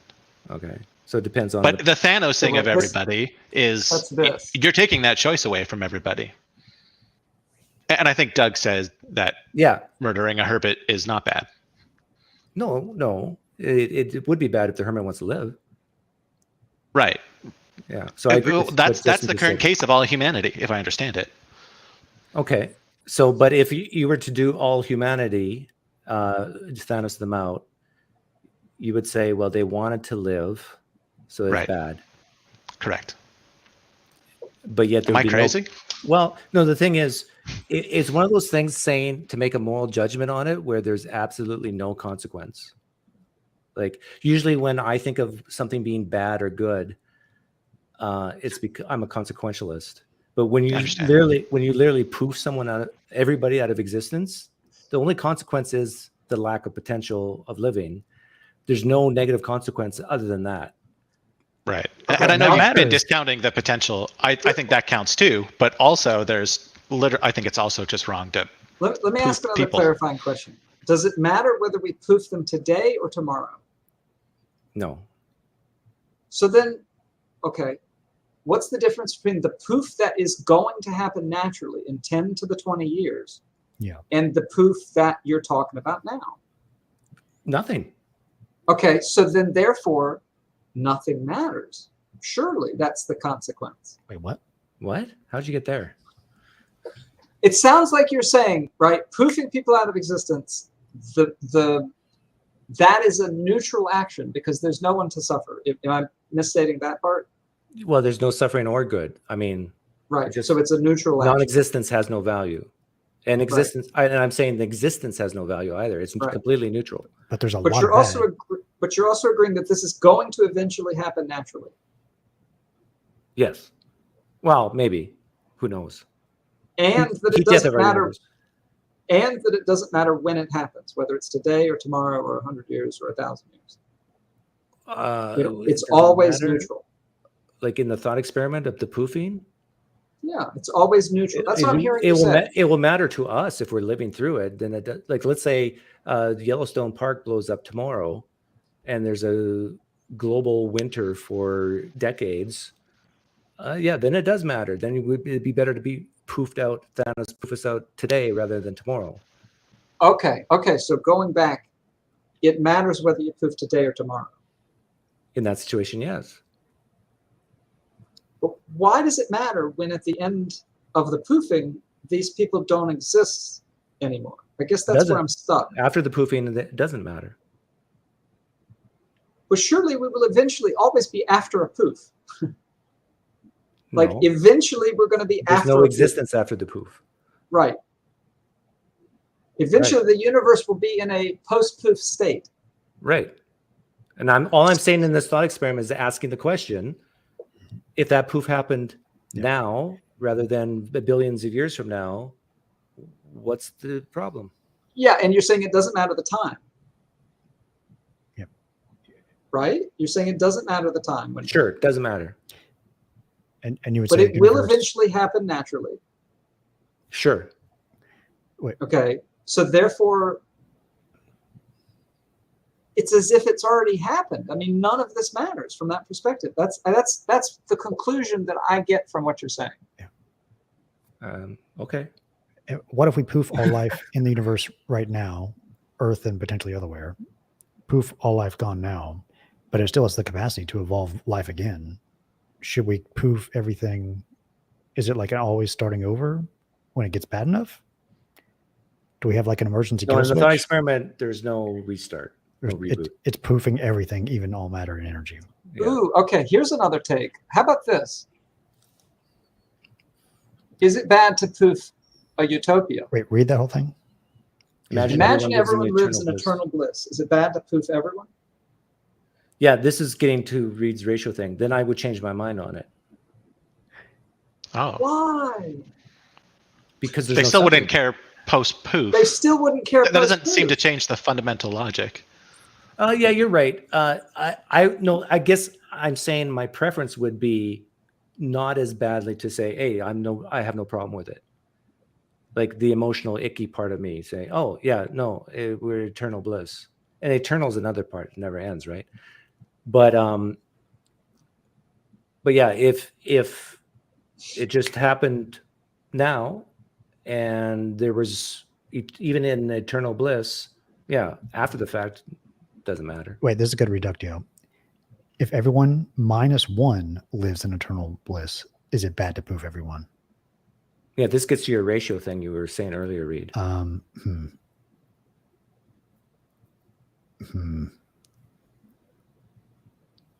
What I'm saying is the point is there is no bad and good when there's no existence. But at the same time, I believe you admit eventually there will be no existence. I don't know why you're on this so much. Yes, you're right. I don't know And where so- you're even going with Justin. Do you know where he's going with this, or why he I thinks this don't is a good follow. point? I just don't want to cut off anything prematurely when we have so much potential. Right, like Reed's concern is about potential, but I guess what I'm hearing from you, this is why I keep going back to eventually everything is going to be gone, is the potential isn't a thing for you. Like, from what I'm hearing you say, post-poof, nothing matters. Right. Potential doesn't matter post poof. So everything that happened before the poof doesn't matter post-poof. No, potential doesn't matter post poof. Yeah. Potential matters pre poof. So even if I was to agree with Reed and say yes, we'd miss it all on the potential. I mean, no, don't poof us, Thanos. Poof. Who cares? We're done. Oh my god. That's what we should do with young children who complain. No, of course not. But this is the difference, and this is where there's a sticking point that I'm viewing it from after the fact, and you guys are viewing it from pre-fact. I'm viewing it from all fact, from Right. before Right. and after. Right. But you would not exist to even miss that loss of potential. Like it's just done. I'm not But we're looking at it from defining that- what's good and what's not good now, right? Yeah, I'm not looking Right. at that. And that's the problem is that we're looking at it from the lens of our experience Well, now. we can talk now about the potential future where there's no life. That's actually what we're doing, right? And make judgments on it, just like we can make judgments about the past before us, right? So pre-poof, we can view it in terms of good, bad, moral, immoral. But post-poof, it's just non-existence. And it's really hard for me to envision non-existence as being bad or good. It's just nothing. So Does trying value to make come sense of what I'm from? hearing. Hang on. Let me ask this question. Does value come from people Yes. like Or does value come from something outside of? No, people. So when there's no people, there's no value. There it is. Right. I'm not denying that. No, if But we people place value on things, both good and bad.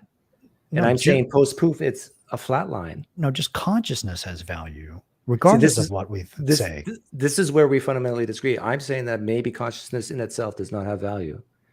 The existence of consciousness, because you can have good consciousness, bad consciousness, you can have suffering, you can have well-being. But I'm saying just the fact that it exists pre-experience, like just the fact, just think of it as like a Jello or no Jello really is not bad or good. It just either exists or it doesn't. It's what the Jello tastes like, or is it good tasting or is it bad tasting? That's where we start placing value on things. We helping an old lady across the street, sweet tasting Jello. Raping someone, bad tasting Jello. That's what gives the morality and the value. I don't think value is that as like a social construct like that. Again, this is where it's a fun. But then you're almost viewing value and morality as something outside of ourselves. Yes. Okay, there's the fundamental disagreement. Yeah. Like you're more of theistic in that way. Yeah, potentially. Can I tell you I don't think about it comes Jesus? from God.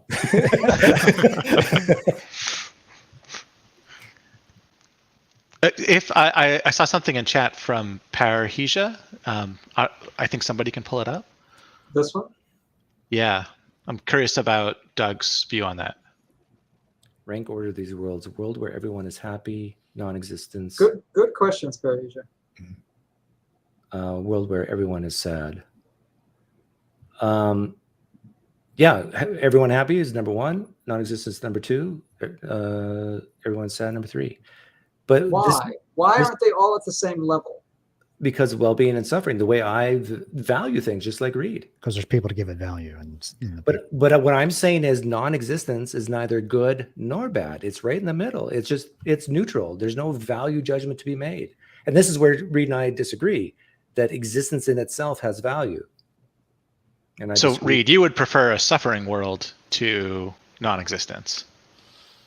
Depends on potential. Depends on the potential. It depends on the net suffering over time for all of life's history. I feel like I would prefer a highly suffering world over non-existence. Really? Yeah. Like a tortured existence over non-existence. So you're like Reed, you think existence at all costs is worth it? Not at all costs. Reed doesn't say that, but I think the way that I view it is non-existence is at zero. Right. And everything else is at least a little bit above zero because it's something. Yeah, and that's similar to Reed. Like existence in itself has value. No, we can go below zero into negative. I just don't think we can. Why couldn't we? What's worse than non-existing?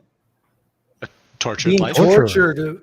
I'm not sure that that's worse than non-existing. What? The worst possible misery for everything that could suffer does suffer for all of time. Imagine I could cut your limbs off piece by piece slowly. Sure. No, I get it. We can. I get. You would. torture. You would say, "End me now." You would beg to cease to exist.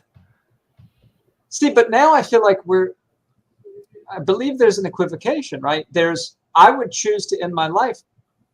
It's talking about personal versus the world, the universe. It applies to both. I think we can bake not being able to make that choice into the maximal suffering world, right? That's a good point. And still have existence. It would actually maximize existence. That's Actually, a good point. Kurglo makes a good comment. Buddhists highly regard non-existence, nirvana. Yeah, nirvana, the goal of life is to non-exist. That's nirvana, that's heaven. Non-existence is their heaven. So maybe I'm Buddhist, I don't know.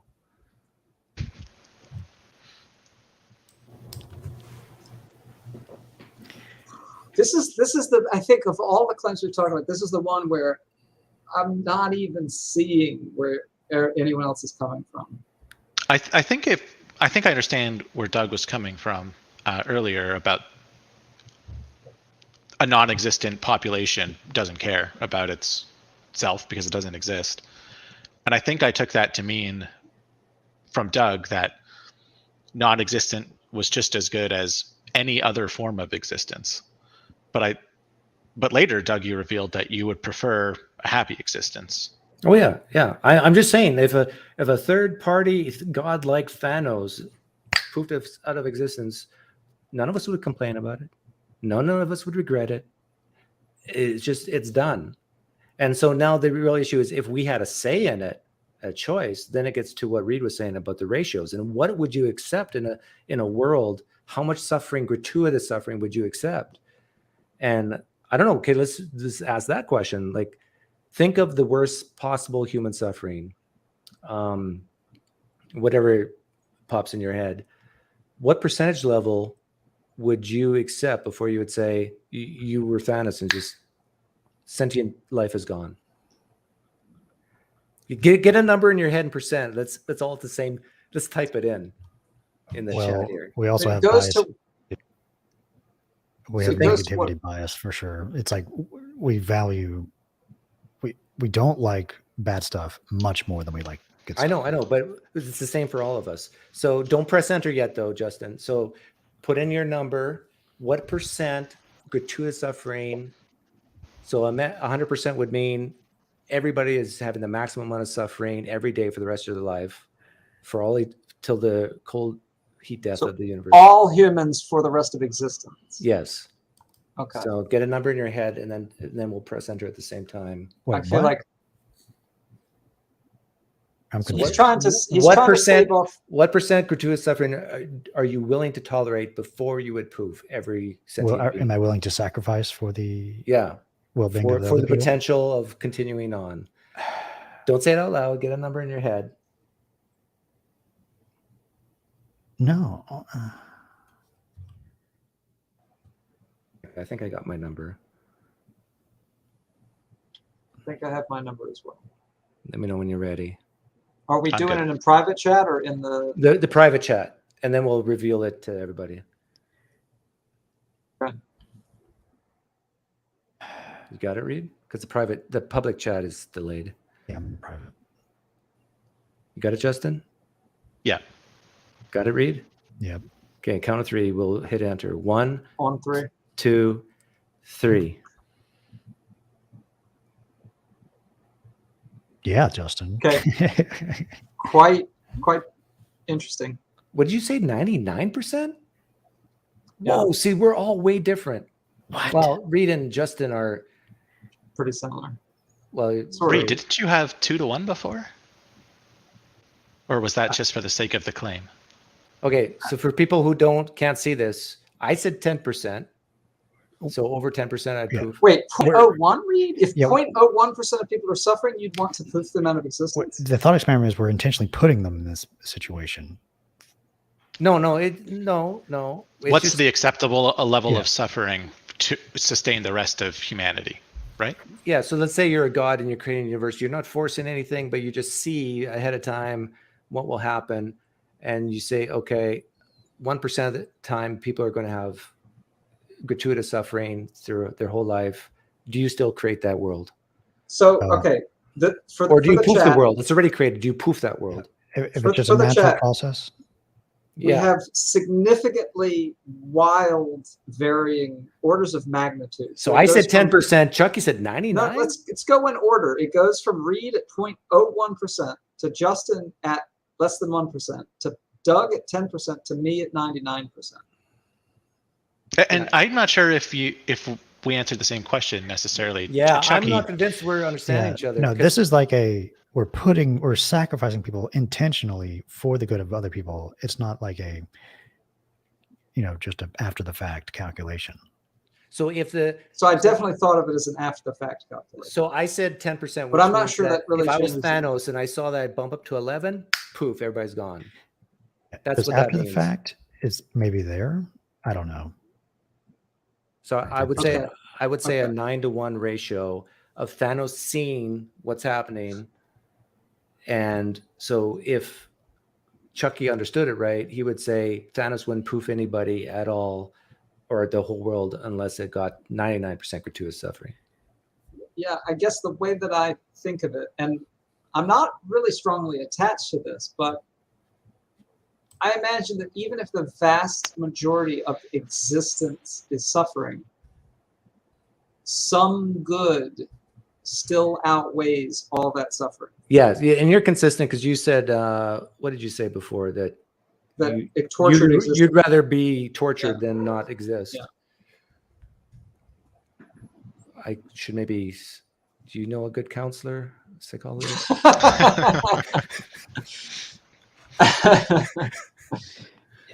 Okay, and why? And so, Justin, did you understand the thought experiment? Like, Yeah, I think I did. I don't think I would purposefully design a world with basically any amount of suffering. That's certainly a different question. I wouldn't that's not the choose question. this. Yeah. Yeah, I wouldn't. Yeah. So the question is, imagine Thanos didn't create the world. He just happens to have the power to poof people, and he makes the decision, and he says, 10% suffering? No, that's too much. Poof, everybody's gone. No, it's Right. still grouped. Yeah, I think I would still choose that. I think that's where I'm So at. you're actually worse than me, the Justin. Like, I'm saying that Thanos shouldn't poof even at 9%, but you're saying that just a little bit of suffering, everybody should be gone. Yeah, I think I did misunderstand this to some degree. I don't think it's okay to want that world where if I had the choice, what's the acceptable level of suffering? It would be low. I think maybe, but I don't think I would end it earlier. I don't think I would end it at 10%. I think after the fact, kind of like we were saying, it would be a much higher number. Yeah, and Kessie in the live stream chat makes a good point. Like, if we are the ones who's actually doing the suffering in this thought experiment, Yeah, that's the actual trolley. There's always the potential. Yeah. That's the trolley problem where you're pushing the fat guy over the bridge. Or That's if in my own personal life, if I went through severe trauma or abuse, I wouldn't have answered 10%. I would answer probably like you, Justin, less than 1%. Yeah, I wonder how much this is. Maybe we fall into a philosophical trap because we're at the extremes here of morality. Even because even someone who has a horrible cancer, like what percentage do you think they might say about their own life has been suffering? Like how many humans are actually above 20% on their own suffering scales? Well, probably not a lot. My sister, was probably one of the exceptions. Like she went through a big chunk of her life with gratuitous suffering. Do you think she would say that more than 20% of her life was suffering? No, probably not more, but it's over 10%. It's like for her last 7 years or something, it was horrible. She was on a feeding tube, totally paralyzed. Can you imagine the only thing you can move is your eyeballs and your mouth a little bit? Like it's horrible. And this is touchy, but if you had asked her, right? She was a Christian. Okay, all right, then and that certainly plays a role. But if you asked her, take your day as a pie chart, what percent of your day is suffering? What do you think she might have said? 100%. Okay. Oh yeah, without a doubt. She was on every possible painkiller. Nothing helped because MS is a weird disease where there's no actual external thing causing pain. It's all just your inside your brain, the neurons misfiring. And drugs can't really get right into your brain. It's mostly the spinal cord area, and it's just horrible. But my mom told me that her last year, she basically said, I hope God takes me soon. Like she had enough. But the thing is, my sister's story is not unique. Sure. Throughout the course of history, there's probably been billions, maybe hundreds of millions of people like her. Now, at what point, if Thanos saw this happening and say, no, it's not worth it. I don't care about Reed's potential. We're done. Let's close the doors. For sale sign. We're done. Like, and then if you, like, here's another way to look at it. How many people were thinking about their potential before 1,000 years before they were born? None of us. We didn't exist. There was no bad, no good in our consciousness before 1,000 years before our consciousness exists. And the same as post. So just to place a value judgment, either good or bad, post hoc is ridiculous. It's just, there's no value in existence or non-existence. It's just, it's what characterizes the actual existence. Like, is it good existence or bad existence? Like the suffering, the well-being that gives it value or negative value. Have I converted you, Reed? No. Oh. I think at the very least I've gone from 100 to 99. Well, that's good. What's that 1% scenario that you think it's not worth living for? I think it's the difference between, right, all existence being suffering versus most of existence being suffering. Right? I think before I might have said I'm okay with existence even if every person suffers for eternity. Maximally. Wow. That's a high Because bar. I feel like existence matters. Yeah, but that's because you're weak. You're human. You just have this programming in you. You got to overcome your programming there. And I think I've moved from 100 to 99. All right. Well, now we're at 3.5 hours. See, this is Pine Creek level stream Yeah. Wow. marathon. Wow. Yeah. It's my bedtime now. Well, nice to meet you, Justin. Yeah, nice to meet you guys too. I'm hoping to get more involved with this kind of stuff. Cool. Poker nights. Yeah. Do you play poker? I don't like to play poker, probably for the same reason as Chucky, which is I'm bad at it. So it's essentially giving my money away. Do you have lots of money? Please If I don't play poker, yes. Okay. Well, thanks for having me, Reed and Chucky. Yeah, thing. this This is was this fun. has certainly been an interesting format. A little different than most of our call-in shows so far, but I think Well, I it was went pretty feeling well. sorry for you guys when nobody was calling in, so I thought I'd hop on. Appreciate it. Well, hopefully you had some fun, some thought-provoking conversation. I saw the potential what this stream had, and But potential is meaningless, Doug. no, I never said that. Take care. Later. All right. Good night, everyone. Thanks, guys. All right. Yep. Have a See good night. ya.